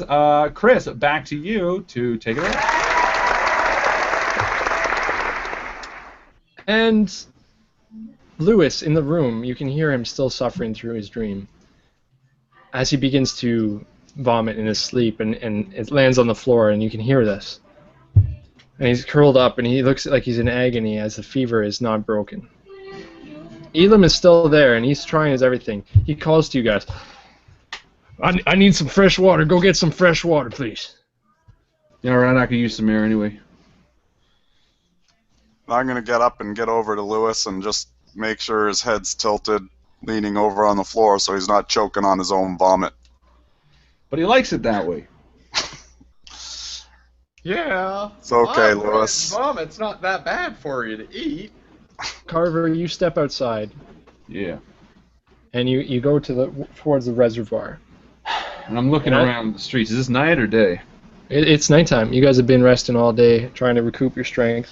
Anyone stirring in the streets? It's eerily quiet. Usually you hear the ruckus of people at the Bee in the Barrel, but obviously with Charles missing and half the young people of the town gone, it's eerily quiet. And more so, it seems specifically quiet as you're walking past where you see where Stenson died last night. All right. You And I pick up feel a badly. barrel. Carver feels badly because, you know, since coming here, he's honestly tried to do good, and I think he was convinced that together they would make a difference. And so far, there's been a lot of death under their hands. And I'll scoop down and get some water for Lewis as I think about my mistakes. Lacey, you recap in your mind. And then I'll drink that water instead of bringing it to him. Well, I need a cool drink too. I'm sick. Lacey, you try to remember all of the different things that have happened in a week's time coming here, and you think, man, this job is not exactly what he had in mind. It is not, I say to myself, what I had in mind. You know, I was expecting to get paid a lot of money, have a lot of sex with some strange women, maybe do a couple hangings, and I look around the room and I realize I'm talking out loud. Right then, Carver comes back in the room carrying the barrel of water. And Elon runs over and... Yeah, I walk over to Lewis's side and I kind of softly pour it down his neck. Like, his throat. Right. And then I dab his head with it. I'm like, come on, buddy, you're going to be alright. You're going to be alright, buddy. But that wasn't the end of Buddy's story. Seeing that the room was, still stressed out about one of their heroes not being able to be with them, Buddy continues the story, maybe to liven the mood, or maybe to clear his conscience before something like this really happens to him. The three of the men, Buddy, Joseph, and Gerald, made it through the woods. They never saw that shaman again. They didn't know what they did, but they made it through. And they knew now that they were approaching the outpost where they were to meet the rest of the soldiers ready to take the village. And as they approach, they see that there is an outlook over top of a sprawling village. And men ready there on their bellies, looking out. Not as many men as you thought there would be. How big is the village? It's about 5 or 6 5 buildings. One of them, is beginning to be put together, but not quite ready. So they're all looking like wooden, made fairly quick put together building. And the men, are they in an encampment or trenches or what? No, they all just seem to be lying on the side of the outlook, looking down on the village, maybe plotting a plan of how to go in there. All right, buddy. They don't know exactly your role, but I'm promoting you to my lieutenant. I want you by my side, making the calls. And if the men have any discrepancies about what I'm saying, I want you to step up and show them what for. You with me on this? Without a doubt, Joseph. You're a good kid. And we ride over to them. Joseph, before we ride over, Yeah. Joseph, Yeah. Mr. Jax, what is this village? Do you guys know? Yeah, this is a small town of Ketchum. Ketchum can. It doesn't make any sense. Why are they killing? Why are they attacking this village? It's just a village. The truth is, it's not just a village. It was at one time, but you're pretty sure that the enemy forces have actually taken the village as a stronghold. Okay. The reason it's such an ideal position, a strategic position, is that it has access to the river, and so if they can take control of this, then it's really hard to get resources downstream. There are a lot of reasons why we're taking it, Gerald, but the truth of the matter is, for whatever reason, HQ thinks it's necessary for us to take it. We're soldiers, so we take it. No problem, Mr. Joseph. I just wanted to double check and make sure that we weren't just attacking, defenseless village of settlers. That's all. Yeah. Are the men on their bellies our enemies or our men? They're all your men. They're all just there's like a few people who have encamped as well up here, like further back from the ledge, but Okay. a lot of the men that are looking down are on their bellies, kind of scouting. Thank you for clarifying. That's what I wanted to know as well. Like, did we Yeah, have to that's kill what I these men, thought, yeah. or they're on our side? No, As you guys are that's riding why I up, want you though, lieutenant, because I want you to support my call. Buddy in the lead, the men are kind of saluting and acknowledging you, Buddy. Gentlemen, And as you take your hat off like that to them, they kind of look strangely at you, as if this is the first time an upper officer would have ever acknowledged them. All right. listen, men. Come gather round. Some of the men do. I need all of you here. And I go stand right next to Buddy. A crowd begins to form around you, Buddy. Okay, gentlemen, I don't know what you've been told, but our orders are to take this town. I see you guys have been here a little bit. What information do you have? What is going to help us take this town? Well, sir, it's not that simple. There's, they've hauled themselves up in some of these buildings, and we're not sure if they were emptied or evacuated beforehand. How long you guys been here? Well, we've been waiting for someone higher rank to come and make sure that it's time to attack. We pushed through the same open fields as you guys did, and these are the few men that are left. Well, I'm going to introduce you to Sergeant Joseph Tapper. He's going to take the lead from here. He's a good man. And I'll tell you right now, I respect everything you guys have done so far. Well, thank you, sir. And Sergeant. I'll ride up next to Buddy. And Gerald. Has the enemy made any attack on this position? Have they moved forward at all from the outskirts? All right, so you're addressing the men? Yeah. So did I just have a lieutenant have a sergeant? Who's the sergeant? Me? I don't know. And who's the lieutenant? What's the hat? What's the rank of the hat that he had? Well, he would have been a sergeant, Okay. but a lieutenant's above a sergeant. Yeah. Okay. So So did he just address you as a lieutenant? I think No, I that's what didn't. Yeah. I think that's what I you think meant to do. Whatever you meant to do was higher, correct? Yes. Okay, so they think you're a lieutenant. All right. I need you to bluff that because he doesn't have any uniform that would say other in that way. I mean, he has a gun, a pistol, so they recognize him as a ranking officer, but not necessarily a lieutenant. Luckily, his. Okay, but just to clarify, the plan was for the sniveling Alex character to be the officer with us, right? Yeah. But he didn't want to come, so. Right. So Gerald came along. So you guys, Gerald came along, and he's. I'm not sure what his rank what was is. the officer's plan? Like my thinking was the officer. The officer had you handle it. Well, the officer at least would have had the uniform and everything, right? So he could at least.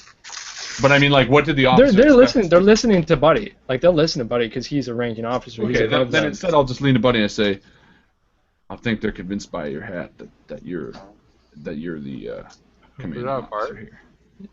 And I say, that's what we did, Alex. I say you take the lead on this one. You're ready. I need to bluff, but the hat sells it for you. Somehow, I don't know why. Wait, hold on. Let me try this hat on for a second. Oh, there we go. Wait a second. Where'd the other guy go? And at that, I turned to Buddy and I. Are we trying to figure out who the lieutenant or the sergeant is? Lieutenant. I don't know anymore. Harlan, you can do it. I mean, they just turned had him a and say- ranking officer address you as a lieutenant. Well, So, I mean, it's in your favor that you believe it. But I think I misinterpreted what the officer, the sniveling officer, implied. I figured he was like, oh, you guys go deal with it, therefore, like, I would come up officer, with... you get the impression he just didn't want to go because he was afraid. All right, then that's how I would confront with them. I wouldn't lie then. Okay. Like, I figured he sort of, like, promoted me, being like, well, the other guy's dead and I'm not doing it, so you take Like a charge. field promotion? Exactly. He would have easily done that in the field to manage not to go. That would have been my thinking. And I guess I glanced over it. But either way, I'll play it like it is. I'll say, truth is, boys, that the officer, Smithers, who the fucking was his name? Harrison Steamwater? That's right, Steamwater. Officer Steamwater is your CO of this part, and he can't make it. So he sent me and Jax here and Gerald in his place. But I have a few questions. Have they made any pushes for this spot on the ridge, or have they spotted you in any way? Are we secure here? We don't think so. We've kept our fires pretty far back. We imagine you're pretty secure. It's a pretty steep climb up to this point. How many men do we have? You have 16 roughly. Any of them sharpshooters? Any of you boys sharpshooters? One of the soldiers comes forward and says, "I'm a pretty good shot, sir." No. Do you have a scope on your rifle? Are you a sharpshooter's son, the division? No, sir. And you're not any good shooting from up here, are you? Were there sharpshooters back then? Yeah, of course there were. He reckoned, yeah, they were sharpshooters. And a sharpshooter could probably hit around 500 yards. Would be a pretty amazing shot, but they could do it. No, we don't have any sharpshooters, sir. All right. What time of day is it? Just meta. It's evening. All right. It's pretty dark. We're taking to town tonight. And what we're going to do is we're going to have a small platoon of 5 men pushed down from the ridge, causing commotion, while the other 10 men, including myself and Buddy Jax, are going to be flanking from over yonder. And I point towards the east, where the sun would be setting. Okay. Now, you know the river runs north-south, and to the east, far enough, there is the river, but there is some ground that you can make it down to the east and flank from the shoreline. That's what we want to do. Gerald here is going to be leading the assault from up here. You're going to be causing commotion so that we can be sweeping in from behind. Now, the men who will be pushing down from the ridge, this is not going to be mean feat. This is not going to be taken lightly, and my boy Gerald here has agreed he's the best shooter amongst you to be leading the assault. Ain't that right, Gerald? That's right, sir. And I You turned to have Buddy. my weapon at your Shit, side. this kid's got spunk. I was just bluffing, but apparently he thinks he is the best shot. Questions? Sir, I have been training to shoot this firearm since I was 3 years old. My father was a sharpshooter, and I was trained to be one, but I did not get the gun. One of the men comes forward and says, "Sir, this is about. Wouldn't it be better just to open fire from up here? I mean, it's not like they can come up here. We're You ever 50 shot feet. shit from here? No, sir. It's pretty far. I imagine we'd be lucky to hit something, but we got enough bullets. Yeah, that's not the way you win war by wasting ammo. Now let me tell you, what you're going to be doing is laying down suppressing fire to draw them before heading down. You're going to be heading down once the flank is hit. But if you're firing on the sides of buildings, all you're going to be doing is flattening them shells, and you ain't going to be doing no good. So what do you want us to fire at, sir? We're gonna go right down. Most of the men are in the buildings. That's what I'm saying. You're going to be firing at them as you're heading down. You're gonna put a full assault on it, but you'll be under cover of darkness, so you should be fine. You should be fine. So no one's firing from on top of the ridge. Is that what I'm getting? Correct. Okay, so everyone is going. You guys are going from the east, flanking, and the other guys are kind of pushing down. They're going down to where they can access the main ground, and then running towards the buildings. Okay. Now I just got a thought here, Joseph. But what if they don't come out? Wait till Buddy. What's that, sorry? What if they don't come out of the buildings? Don't matter. You're going to be covered by suppressing fire. And I point to the machine gun that Gerald's been dragging behind him. Gerald, as I said, is going to be leading the assault from this position. We're going to be covering you boys with suppressing fire from the machine gun while you cover as much ground towards the town as possible while firing. We're going to be flanking from the east. I also want to take a look around and see if they've got a paddock or anything where they're keeping all the horses. Yeah, one of the buildings that you can see has a stable that would probably have horses or something in there. And I'm thinking we also you imagine it's not like a ton of people. You imagine the soldiers that are in there, based on the sizes of the buildings and things like that, probably outnumber you guys maybe 2 to 1, but it's not a huge force. I'm thinking one of us sneaks down, opens the stable doors, lets the horses run free, creates a reason for them to come on out. Sir, I'd like to volunteer for that if you'd like. Who's this? What's your name, soldier? My name is Cole, sir. Cole what? Cole Ferguson. Where are you from, Cole Ferguson? A little town called Holton. I think I know your daddy once. Is his name Pat? Pat Ferguson? Yes, sir. He was a good man. You look a lot like him. Thank you, sir. You want to volunteer to sneak down there under cover of darkness and let their horses out of the paddock? If you think that'll help, sir. I think it's a fool's errand, but I think it could help a great deal. If you want to do it, consider yourself signed up. You're a brave man, Ferguson. Thank you, sir. All right. Buddy, go brief Cole. Let him know exactly what he needs to do. I'm going to set up this machine gun here with Gerald, and I'm going to pick 10 men to join you and me on the east side over cover of darkness. You ready? Assault starts in 2 hours when darkness falls. Wait, no, let's say midnight. So you're leaving 6 men up top, or sorry, 6 men are going to run ahead. How many are being left with Gerald? Anybody? All right, so 1 man on the machine gun firing you have down. 60, 5 you have 60 down the hills. Yeah. You have 16 men, right? Yeah, but not including ourselves, right? No. So 6 men all told we were standing. 1 firing the machine gun, 5 running down the hill using the machine gun as suppressing fire. Right. 10, including Buddy and myself, are going to be flanking from the east, depending on how flat and open, maybe by horse, maybe just kind of running across the land. And Cole Ferguson, this young buck, is going to be sneaking in and releasing the paddock. What are you shining there, Lacey? I'm all out. Oh, yeah. Now back flashback. Oh, man, I'm all out of booze. Oh, I think I'm just going to run out to the shed there and get myself another bottle while you're telling the story there, Betty. You hear him yell back here. Lacey, I don't have time to go back and make you some more of that elixir. Go easy on that stuff. Well, I'm just drinking normal booze there, Elam. There ain't no normal booze in this town, Lacey. Oh. That explains the tingling in your fingers. Well, I'll just sit here and enjoy it then. And I see Lewis stir, and I walk over and I give him some more water, and I say, "So what happened, buddy? What happened with the assault? Obviously, you made it through, and Cole made it through." Well, again, we lost a lot of good men that day, but we did take the town, and this is how it all went down. We did or did not take the town, depending on how the rolls go. Oh, we took the fucking town. Nope. Okay, so It's canon now. I said it. It's out there. I'm gonna. I still got a blue and a red ship, so. Well, I still I- got the legendary. And Yeah. I helped to set up this situation. All right, now I'm gonna say we pull the machine gun. What do we call it again?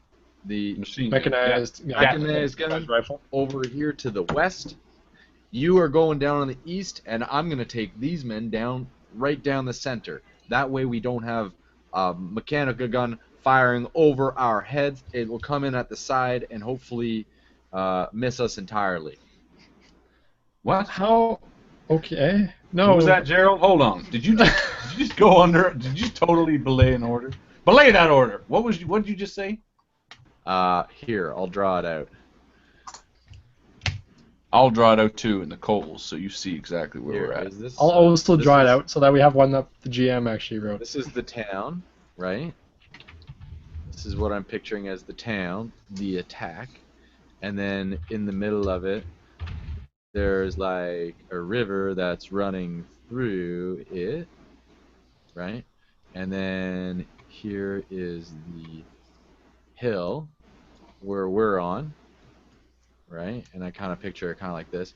And then we're here, the group of us. And then I'm Right. saying pull the mechanized gun over to this point so that it's like bang, bang, bang.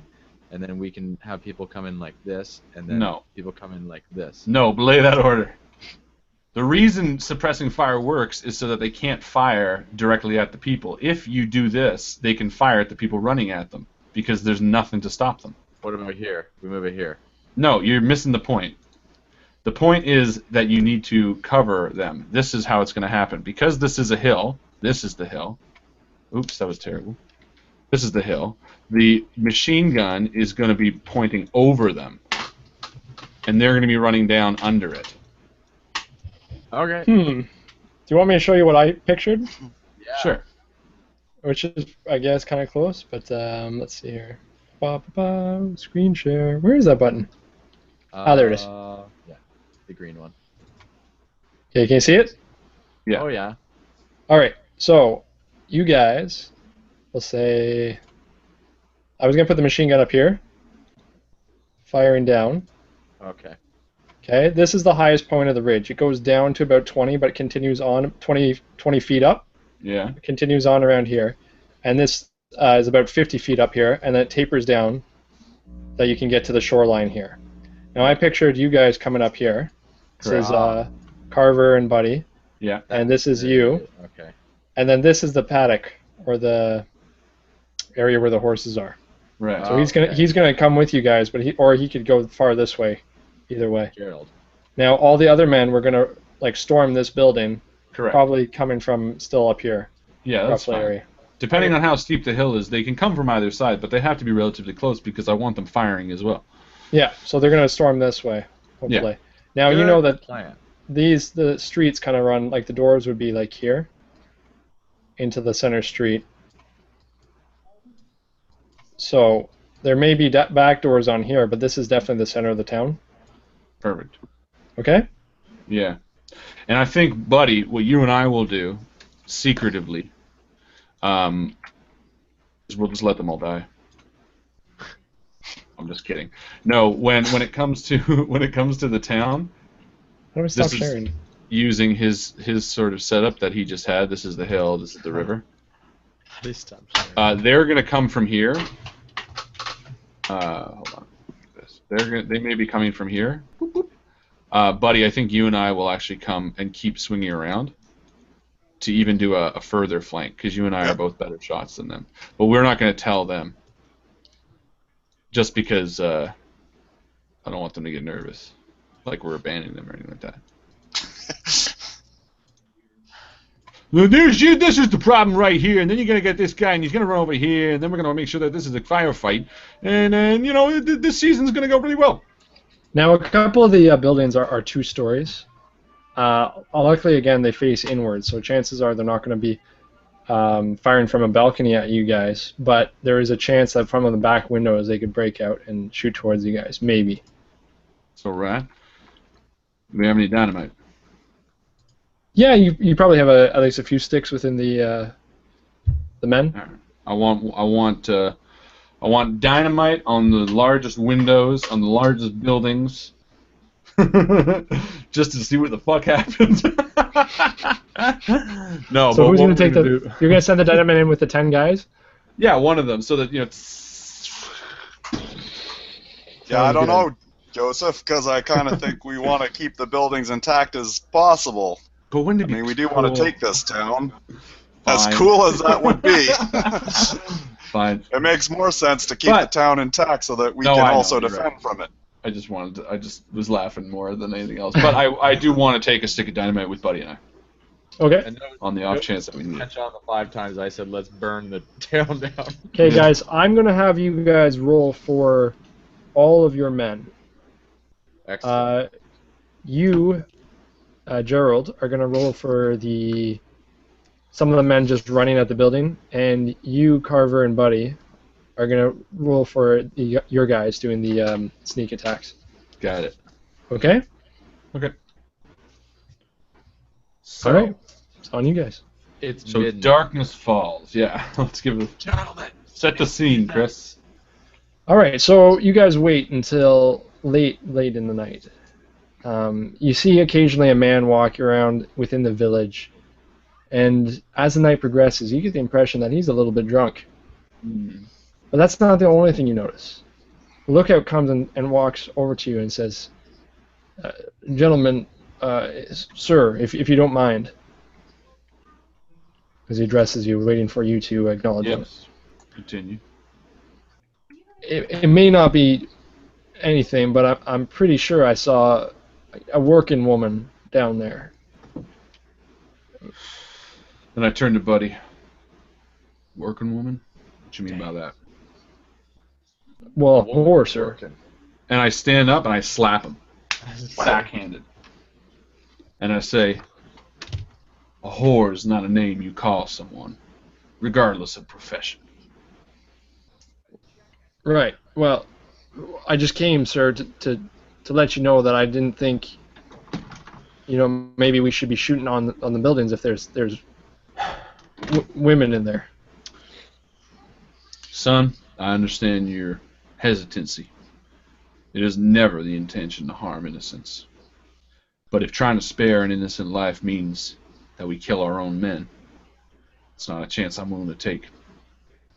Yes, sir. And as he walks away, you hear the other guy talking. I told you it was just a whore.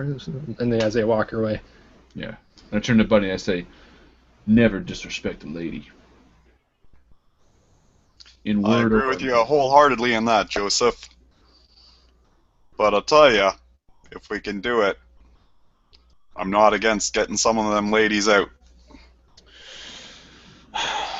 You're young, kid.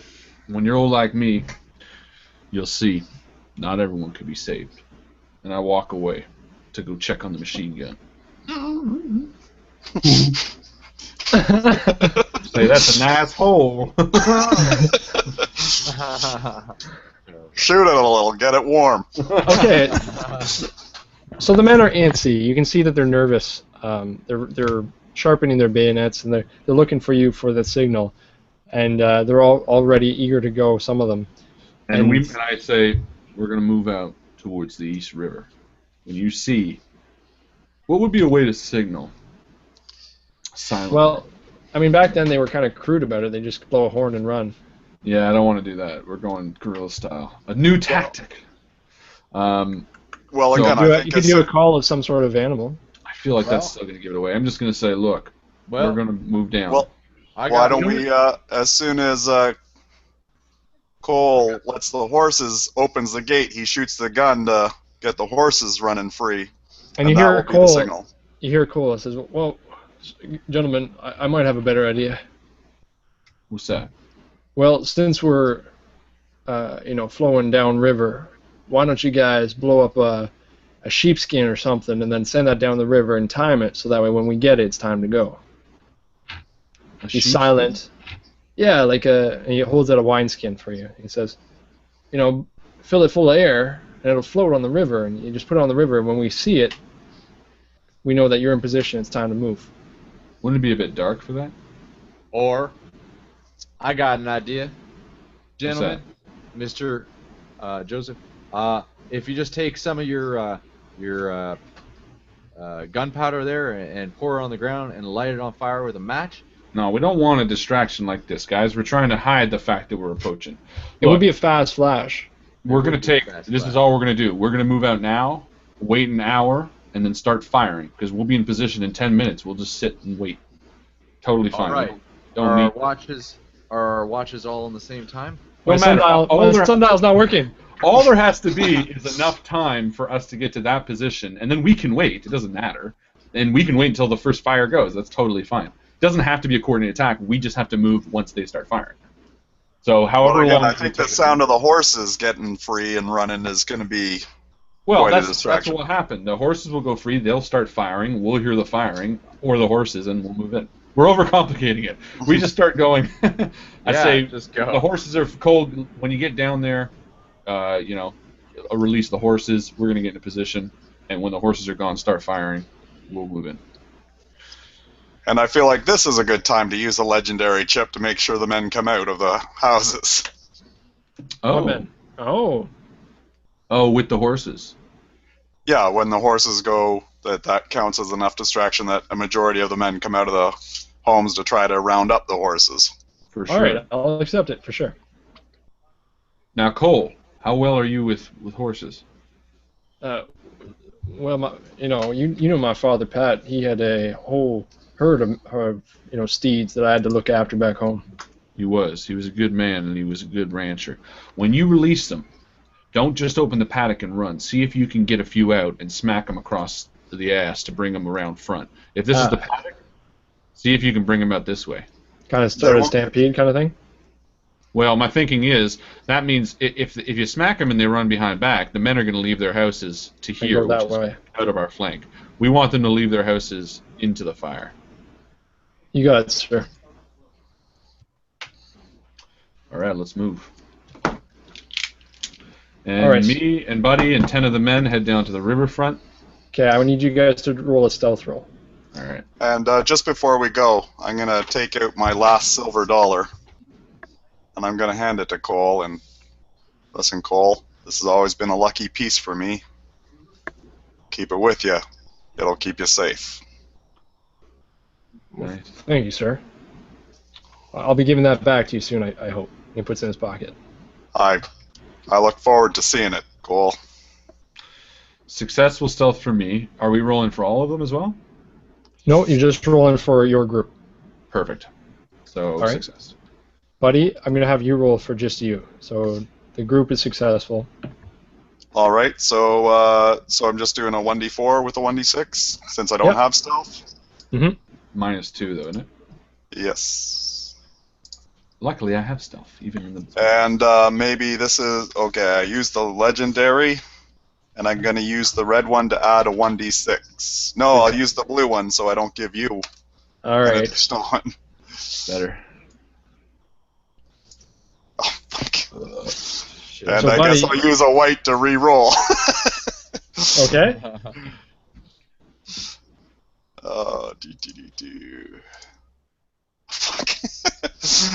All right, well, there's all my chips gone. Well, you re-roll. He re-rolls the 4 as well, doesn't he? Oh. Yeah, he does. Yep. Come on, buddy. There we go. Yeah. Explodes. You gotta roll it Thank you again. for that. You gotta get at least again. a 2. All you need is a 2. Nice. Oh, there you go. Worth There we go. So yeah, you're successful. Eventually. You start to, as soon as you gave away your coin, and you start to get going down the sandy banks, your footing starts to go a little bit on you, and you feel like you're going to lose your balance. But luckily, at the last second, you gain it, and you're able to get down without making a noise. You guys get into position. Joseph didn't see that. And you start waiting there, quietly waiting. Your joints start to get a little bit tight. Your palms are dry, or your palms are sweaty, your mouth is dry. Knees weak, arms are heavy. There's vomit on his sweater already. Mom's spaghetti. And it feels like an hour passes, and then another hour, and another hour. It feels like an eternity. until you hear the first shot. Alex, you're going to roll for shooting on the building. Oh, sorry, the paddock. What is that? What was that? Somebody's That was posting paint. some really creepy horse person. Okay, but before you do that, I guess Cole's going to try to release the horses. Release the beasts. Release the hound. Release the hounds. Oh, you beat me to it. Sorry. It's alright, I guess. Cole? I'm And you standing see over one the- horse Oh, come on, release the horses. gallop past you, Buddy and Joseph, and then you Past hear the us? ground start. Yeah, one horse. And then you On the hear the other ground. side? No, it came from in between the village or in the town, Oh. and you hear the ground begin to rumble. As Gerald, you see Yeah. a whole herd of horses start rolling out. At least 20 or to 30 horses rolling out. Alright, man. And I whisper down the line loud enough that they can hear us. Alright, let's move down! Except for you, machine gunner, stay. As soon as you hit shot, start firing. As soon as you see anybody, start firing. So as soon as you say that, the machine gunner goes, I'm pretty sure I'm supposed to start firing now that I've seen the horses. And he starts cranking No! the machine gun. God, And damn Buddy, it. you see men start poking their heads out. And there's a commotion and yelling as people with torches start running towards where the horses are coming from. All right. Well, as soon as I see the first man stick his head out, I'm gonna take a shot. All right. So this is a long shot because That's from all right.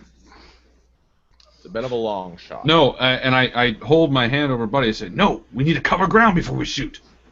And I motion to the men to run as fast as they can. Because that was the point. We want to cover, we got to get in before we fire, so they don't know we're coming from this way. All right. Because if we fire, they're going to go, oh, there's people coming this way. Bang, bang, bang, bang, bang. Sorry, Right. sorry, Joseph. Just got a little excited there. It's It's all right, it's war. And I motion to the men. I say, move, move. So the And all- commotion is starting to build and build in the town and the village. One person after another starts pouring out of the buildings. And you guys are about there. See where the dotted line is? Up top? Yeah, that's just where Buddy and I are going, though. And you see a man come out of this first building and start going towards the west.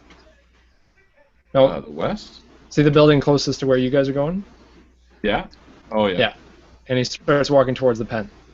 Well, hold on, because basically my thinking was that we were here waiting. Yep. They started firing. All 10 of the men should be moving into town, and Buddy and I would then be moving up to the dotted That's line. right. That's Okay, right. And you hear firing going on as you assume that your men are starting to take out guys as they're coming out. Brilliant. Okay? But as you guys are going that way, you do see one man come out of the building in front of you and start walking that way. and He's that walking away man I from will you. shoot then, as we're running. Perfect. All right. So let's go ahead and draw cards. No, I just will want to go. shoot. This you is get a for shot Alex. for 3. That's for Alex. 4. 4. And I got a king. Supposed to, Nice. You're supposed to give me a So, jack or buddy, you get a joker. free attack. Go right ahead and you can shoot on this guy because it's a surprise. You got a joker, too? Nice. No. Oh, sorry. You pulled me a 4. All right, buddy. So you connect. Nice.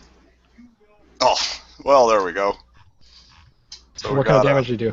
a 9. Connect 4. That's weird. All right, that's how you do damage. That's okay though. It's all right. I really messed up. Sorry guys. Sorry community. I really messed up the system. Earlier. I will make sure it's right next week. Because I damage did is well. every 4, right? What's that?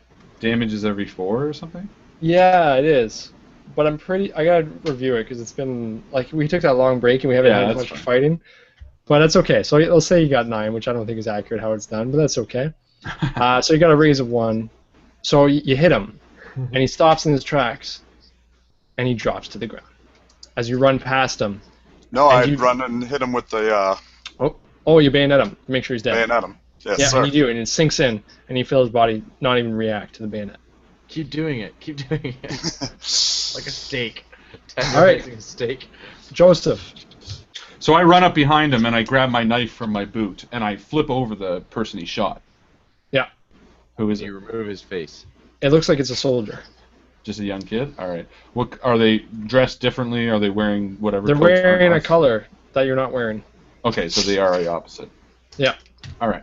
So I pull him in. Does he have anything on his persons, like another rifle or anything important? No, like again, he looks like he just came out to see what was going on. He had nothing on him. Perfect. All right. Even a boot knife? He probably has a penknife. And light? Jared? So I nod to Buddy and say, nice. Nicely done. And I slip into the room, the building, or I look into the building that he just came out of. All right, and you see, right in the building, you see a bunch of women and like a family hiding behind like a desk or like table that are turned over. And I say, you're not our targets tonight. You need to leave out of here. And I step back and I say, Buddy, they need to get out.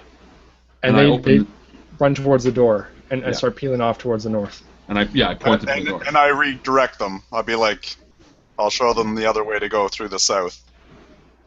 I say, all right, that hopefully takes care of the women and children. And I pull up my side pistol and we move to the next. And I move to the next building. And I'll just Okay. do a quick scan to see if there is any other guns or weapons that I can use. Because where was this guy's gun? Right. So in this building, you would be able to find it. You have to go upstairs to one of the bedrooms, but you do find it eventually. Now, how long are you willing to look for it? I wouldn't look that long. I don't think I'd bother Like going upstairs. long enough to go upstairs. Yeah, that's all you gotta do is run in the room, and they're Okay. leaning against the wall. And that's what I would do. Okay. So Joseph, you run into the streets, and what are you doing? No, I'd Go wait to for the next Buddy building. I'd wait until Buddy was done. Okay. Now So we'll I'll say just you're check to deferring. see if it's loaded, and then come down. Okay. We'll say you're deferring, Alex. That's my name. Don't wear it out.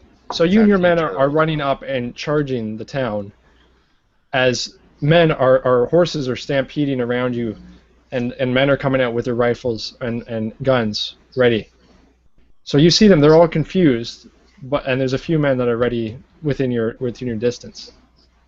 I turn towards the machine gunner at the top of the hill, and I give him a quick, and then turn back around and face my closest. He is firing this whole time. Bang bang bang bang bang bang bang bang bang I bang. wasn't sure if that was happening or not, so. Yeah, sorry, I should have described it, but it's happening. That's okay. And this building in front of you, the very first building, looks like it's just, windows are breaking and walls are starting to be broken in.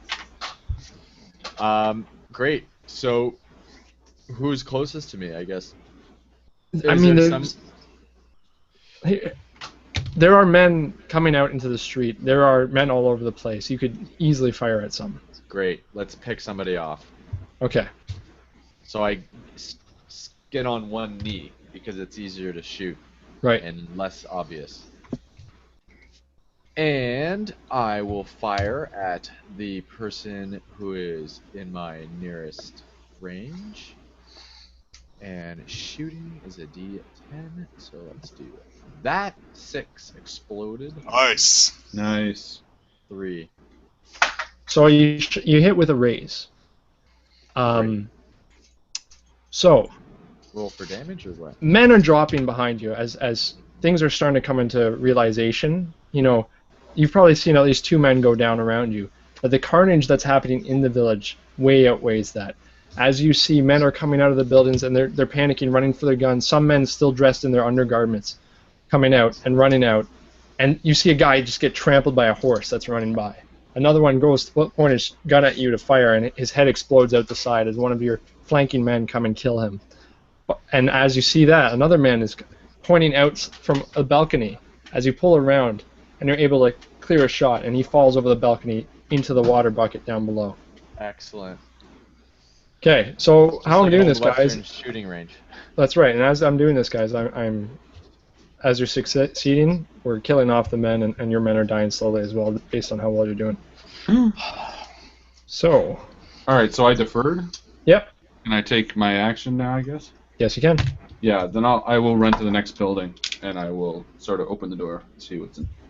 Okay, this building is like makeshift saloon. There are men all around tables. You open the door, and there's at least No, I just want to creak open the door. creak open the door. Yeah. You realize that there's a lot of commotion inside, and there's probably 10 men within the room. All right.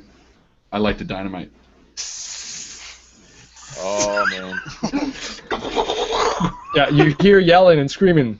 Well, first you hear, what the hell is that? What I would do though, legit, if the dynamite's here, I'd cut the wick so it's about this long. Right. And I would, so it like has a 3-second delay, and then I just run. All right, you need to do an agility roll. Sure. Hopefully you're agile, Joe. 8. All right. So an explosion too. Explode to 6.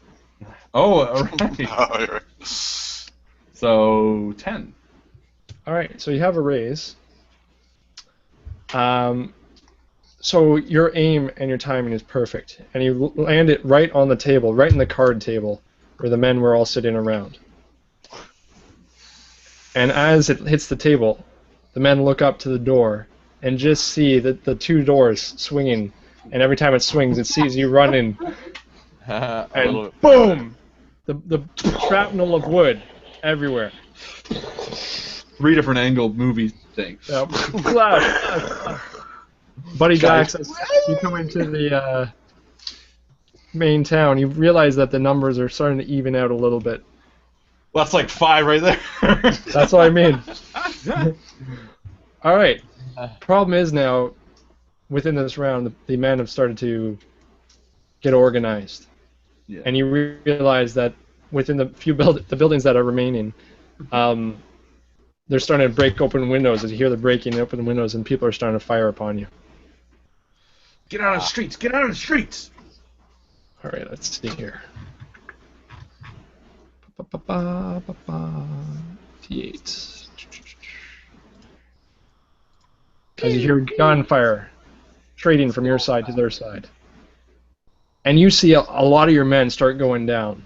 Bang, bang, bang. But luckily, Jeremiah... what's your name? Gerald? Gerald. Gerald, Joseph, Forward. and Buddy. Luckily, it's just whizzing past your ears. Buddy and Joseph, very few people have taken looks at you, but Gerald, you see a lot of your men starting to go down. Man! So it seems like they've kind of gotten themselves into these 2 buildings. Okay, on either side of the street, there's 2 buildings pointing in at each other, and it seems like those are the only 2. The one that the machine gun has just rattling off, he's stopped because the building looks like it's been ripped apart by a tornado. Did we kill any more by flanking? Because we must have caught a bunch off guard. Oh, for sure you did. For sure you did. Okay. But there's 2 buildings full. I'm gonna put it this way: there was 32 of them before. You roughly estimate there to be about 15 of them left. There's 12 of your guys left, starting only at 16. So you've lost 4 men. They've lost 15, 16, 17 men. So far. Yeah. So you guys are coming. Let's draw cards again. Yeah. This is for Alex. For me, Harlan. 4 again, and this is for me. King again. That's so funny. That's the exact same. That is so funny. Look, 4 and king, and 4 and king. Oh, a joker. I'll defer. Thank you. That's mighty kind of you. All right. So is king the highest? Yes. I didn't see what Buddy drew. I got a 5. Okay. So then I would run past Buddy back into the house that the kids were in, because I didn't realize that the second story. And I'd say, let's go. And I run upstairs and I smash a window and I switch to my rifle and I take aim at anyone, maybe in a bordering. Who do I see? I guess. Okay, so you go into which building? The one that had the family? The one that Buddy. originally? Yeah, the one that Buddy was in. You do You see said it has- that there's a couple windows on the side of the building, Yeah. and occasionally you see a man pass by, but they're passing by pretty quickly. It looks like they're just changing positions to get different vantage points. Is So there you anyone can. in? Okay. That's yeah, you can see people on the top floor, and you can see as people are running towards where the balcony would be. But from your view, you can only see people going back and forth, trying to, know either what? reloading ammunition or something like that. I'll pick a window, and Mhm. I'll defer until I see someone in there ready to fire out on one of my guys on the street or something, and I'll pick him off. All right, sounds good. Does that work? Yep. Now let's go to Jeremiah. Gerald. Okay, so Jeremiah. I direct I direct my men to, I guess, flank, get out of shooting range of one of the buildings. So basically, you have a west and east side facing buildings. Both of them are facing in towards the town. Right. You guys are kind of in the center of town right now, so yeah, you are vulnerable to these two buildings. Yeah, so get outside from in between the buildings. Yep. And I just say, find some cover! That's what I yelled at my men. And then I enter through the back door, the back entrance of one of these buildings. Let's say the west building. Okay. Oh, who's in close? Where is? Do I know where Joe is? Joseph. You have no idea. I mean, there's so much stuff going on. There's horses going everywhere. There's fire. West side of the building, then. A building exploded. Yeah, so you go to the west side. And before entering the back door, I come in. I'm so bad with the terminology here. So here's the door, and I'm kind of like this, that I spin around with my gun loaded, just ready to fire. Okay. So you're gonna fire this like the first thing you see. I'm gonna enter, yeah, and well, I mean, if I see a kid, I'm not gonna shoot a kid, right? But right. Basically, yeah. Am I rolling for shooting here? Yep. Or what? Or notice? Shooting. So 3 and a 5. It's a blind shot, so I'm going to give you a -2. But as soon as you open the door, a man turns around and sees you, and he goes to pull the gun at you, but you hit him. Ah. Let's do damage. Perfect. 6, 8, 13, 19. So you hit him, and his chest explodes, blood everywhere, as he drops his gun, and you see that this room is filled with about 6 guys as they all turn towards you. Now, that was your last round, also, because you fired twice now. Bear in mind that. All right, and Buddy, have you gone? Not yet. Go ahead. And again, taking Joseph's lead, I would see him running back into the house, and I'm going to do that as well. But instead of trying to line up a window, what I'm going to do is see if I can find one of that man's coats and put it on, as well as his hat, and then see if I can. Well, at this point, I think I'd stick by a window as well. Okay.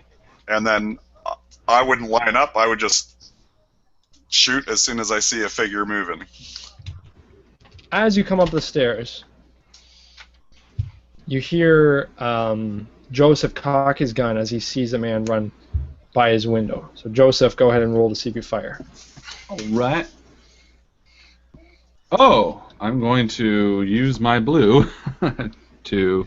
Oh, is blue can reroll, right? Don't use your blue. So you don't use your blue because the reason you misfired is you didn't hear a man sneak up behind you, and he gets you within melee range to try to, and he gets a knife around your throat. And now he's fighting with you to try to slice your throat.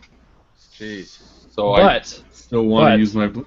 Yeah, you can use your blue, but you can't. You wouldn't be able to use it to hit the guy. Oh, you still want to try to hit him? Well, it's still my turn, isn't it? Yeah, but I'm interrupting it. Okay, so Which I'm allowed to do. So with the Joker, you're allowed to interrupt people's actions. So you're firing, and what this guy does is he hits your gun away and starts trying to fight you with his knife. Okay, so I do a parry instead? Yeah, so that's basically what it's going to be. It's going to be a fighting attack. Okay, so how do I do that? Do I roll defense or he rolls attack? What's his turn? So he's rolling attack. So I have to go against your parry. Okay, so you go. Okay, so my turn. Parry? Okay, so basically, depending on how this goes out, if I win, then I can still fire again. What's your parry? Because I got a 6. 7's my parry. So I'm not successful. So he's right now fighting with you with a knife. But just at that very same time, Buddy Jax comes up the stairs to see this. And he sees you and he says, "Come help me kill this man." Who says what? Yep. The guy fighting with you, because he sees the fact that Buddy Jax. Oh, right, that he's wearing. That's right. Yeah. And then what I would do on my turn is use the my rifle to smack the guy in the back of the head. Nice. So nice. All right, so go ahead and do an attack. I'm going to give you a +2 because, first of all, it's 2 against 1. I'm going to give you 2 +2s because it's 2 against 1, plus it's a surprise attack. So I'll just use fighting for this. Yep.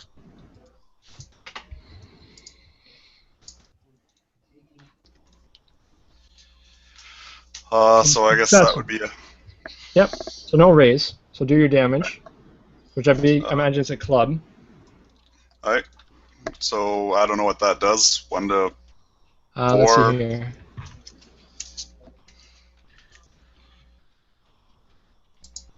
Depends on what kind of club it is. If it's a turkey club, you might do better.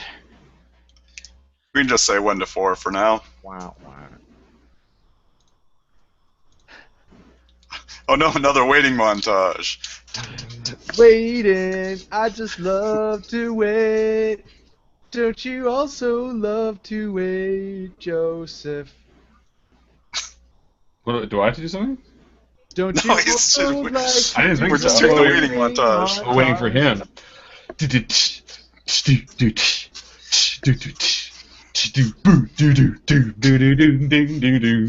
Party all the time, party all the time.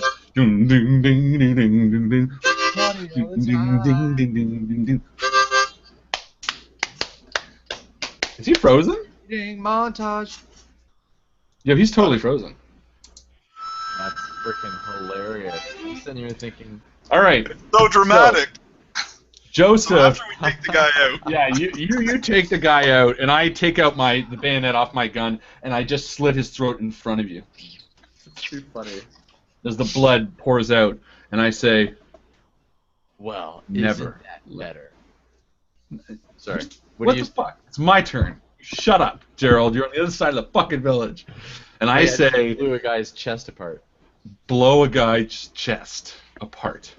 No, That's what you said. I slowly slip my knife across the guy's throat, and as he drops dead, I turn to you, bud, and I say, "Never, ever let a guy get the best of you. That was my mistake.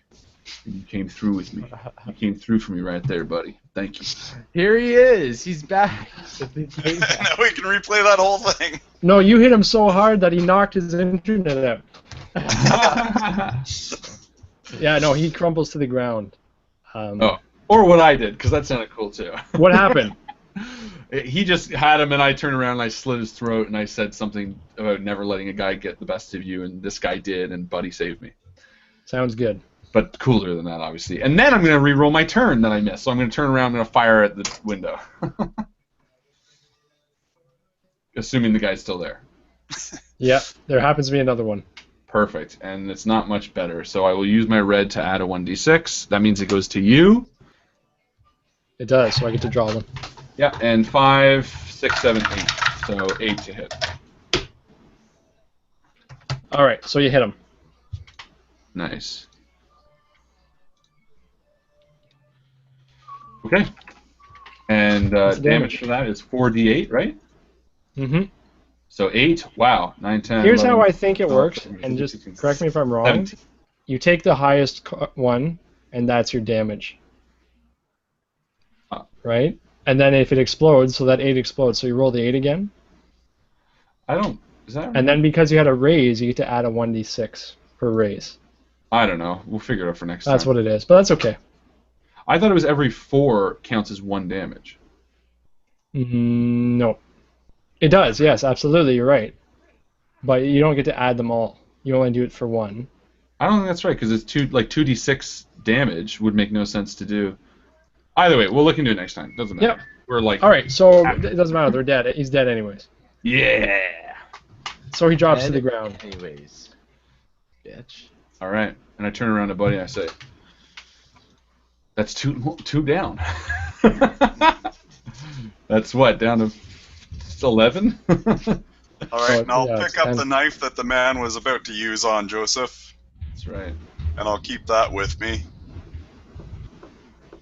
And I'll also pick up if he's got a gun. Did he It have sure a gun? does. Oh, yeah. And that would be a pistol, or is it a rifle? A pistol. so I will pick that up as well. And just check it very quickly to see how many rounds are... It's an old style gun. It's like a 2-shot pistol with 2 different triggers. Almost like a small musket. Interesting. All well, right. I'll take it, as well as any other ammo on them or anything Draw else. the card. Lacy, did you go? No. Joseph, go ahead. That's So you and for your men are trying to flank the mine. building. Alex, and that's for me. You did go, Joseph, because all No. the men turned on you. You mean Gerald? Yeah. Yeah. Remember you I killed went. that guy? Yeah, but Right, I haven't gone after that. Was it a new round? Was that last round? I guess it will. But I was standing there in a room full of people, and I just exploded one of their guys, and then That's nothing, right. nothing's No one's happened attacked yet. you. So let's roll your guys against my guys. Just- So Okay. Who go ahead wants and to roll. roll for the guys? Little did they know, outside the door after me was the rest of my crew, y'all. So roll your men. So men rolling. So I'm rolling. How many? And I'll roll for my men, I guess. Sure. 5? Yep. 5 men. 8. No, you roll 1. No, you only roll once, Alex. Oh. You dummy. Oh fuck. All right. I have way better So roll. Can I just reroll? some of your men are getting, because they now have the vantage points, more of an even fighting ground. You see more of your men go down, but the firing seems to be slowing. Okay. Ah. And I turn to Buddy and I say, I don't know. I don't know how much longer we have fighting us. I don't know how many of us are left. There's way more people in here than I thought. It's alright, Joseph. We can't back down now. We're in too deep. Kid, I'm I ain't gonna talking actually- about backing down. I'm talking about bringing the fight to them. And I head down the stairs. Oh, it's not my turn. Draw your cards. It might be the your ace for I Alex did, I and got 9 a for me. So I'm 3. All right, go ahead, Alex. Alrighty. So I guess I'm still kind of waiting to see what happens here. I'm doing the same thing as Buddy, by the way, and taking the dead guy's uniform. So I'm standing in a room full of enemy people. I'd like to dive out if I could.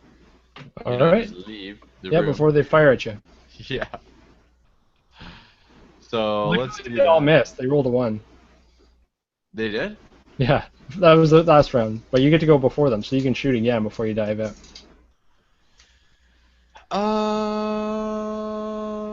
Yeah, let's do that. Okay.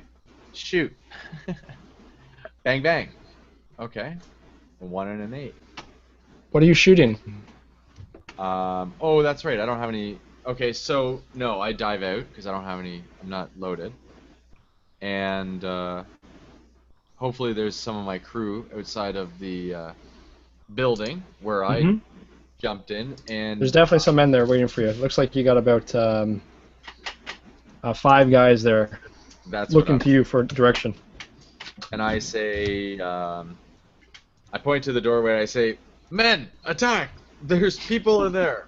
Be careful. Fire!" I'm giving- Yeah, all through the door.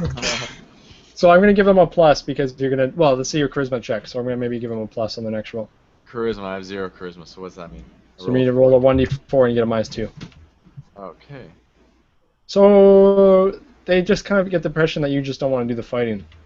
Well, okay. Meanwhile, I'm loading my rifle with another. And they get that, yeah. All right, so then they kind of take it neutrally. Let's go to, so you're going to take this round to load your rifle. So they which makes don't- sense. They don't go in and fire.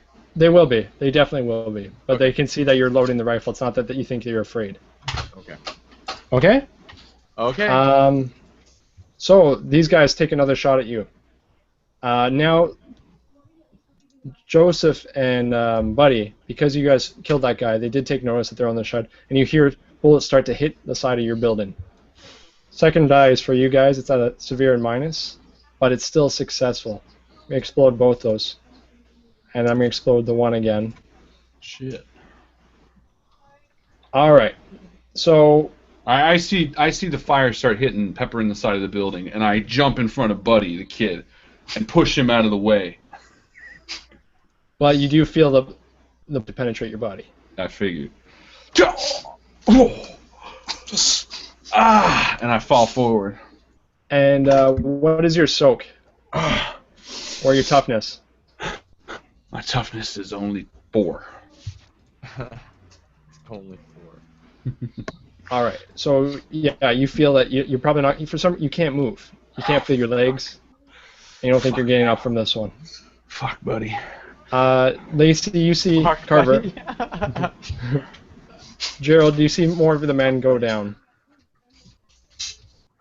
But you also see. So have you guys roll for your men? Me too. Yep. All 5. 10. I did it again. Roll 1. Okay.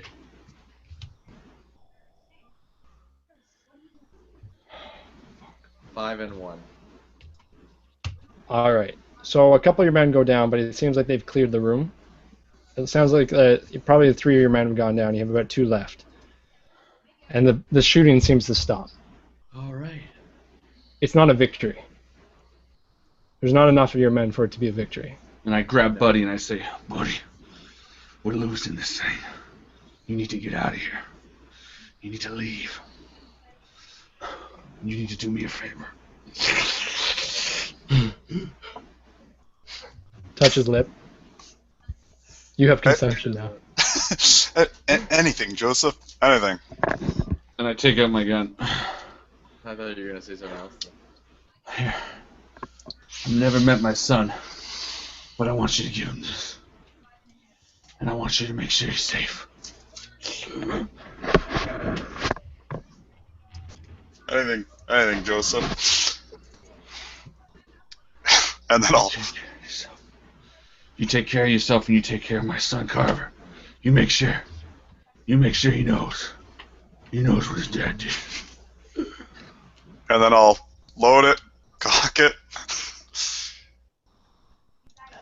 Never just like you wanted, Joseph. And shoot him in the head. Wait a minute. Alright. All right. No, you do. Yeah. You shoot him in the head. And he goes still. As you hear the front door open downstairs, buddy. And then again, I'll take the other hat, but I'll lower it. And I will take Joseph's body and start dragging it down the stairs. Make sure I've got his gun loaded. As I said, the door opens, and there, saying the doorway, is Cole, and he's holding something. What's he holding? What's going on, Cole? Well, sir, I came across this as I was fighting. I heard this noise in the building that we were rattling with bullets from that mechanized rifle. And you notice that in his arms is a young boy. Is he alive, Cole? And he looks... We better keep him away from Gerald. The kid looks completely catatonic. And only now, retelling the story, do you realize who the kid is. You realize that it was that night that Cole found Ezra and brought him home. Not Lacey. Go on. And buddy, you seem to not want to tell any more of the story. Because it wasn't a victory. It's nothing to be proud of. You slaughtered a bunch of young men. A lot of innocent people that were still in the village died that night. But you felt important. You felt like you needed to share this with the rest of the group. And it explains who Cole really is and where Ezra comes into the picture. God damn it, buddy. Are you telling me that fucking Ezra was taken from that kid, taken from that place by Cole? Yeah, that's what I'm telling you. And I'm gonna just kind of look away as I wipe a tear as I think about all the men we lost that night and how important Joseph was to the man that I've become. And I'll think back to the meeting where I first met his son. You're not saying what I think you're saying, are you, buddy? Are you telling? Are you? Your father was a good man, Carver. No, this gun was given to me by a man when I was a child. I didn't see who. You fucking kidding me, buddy? You? Are you fucking kidding me? You were that guy?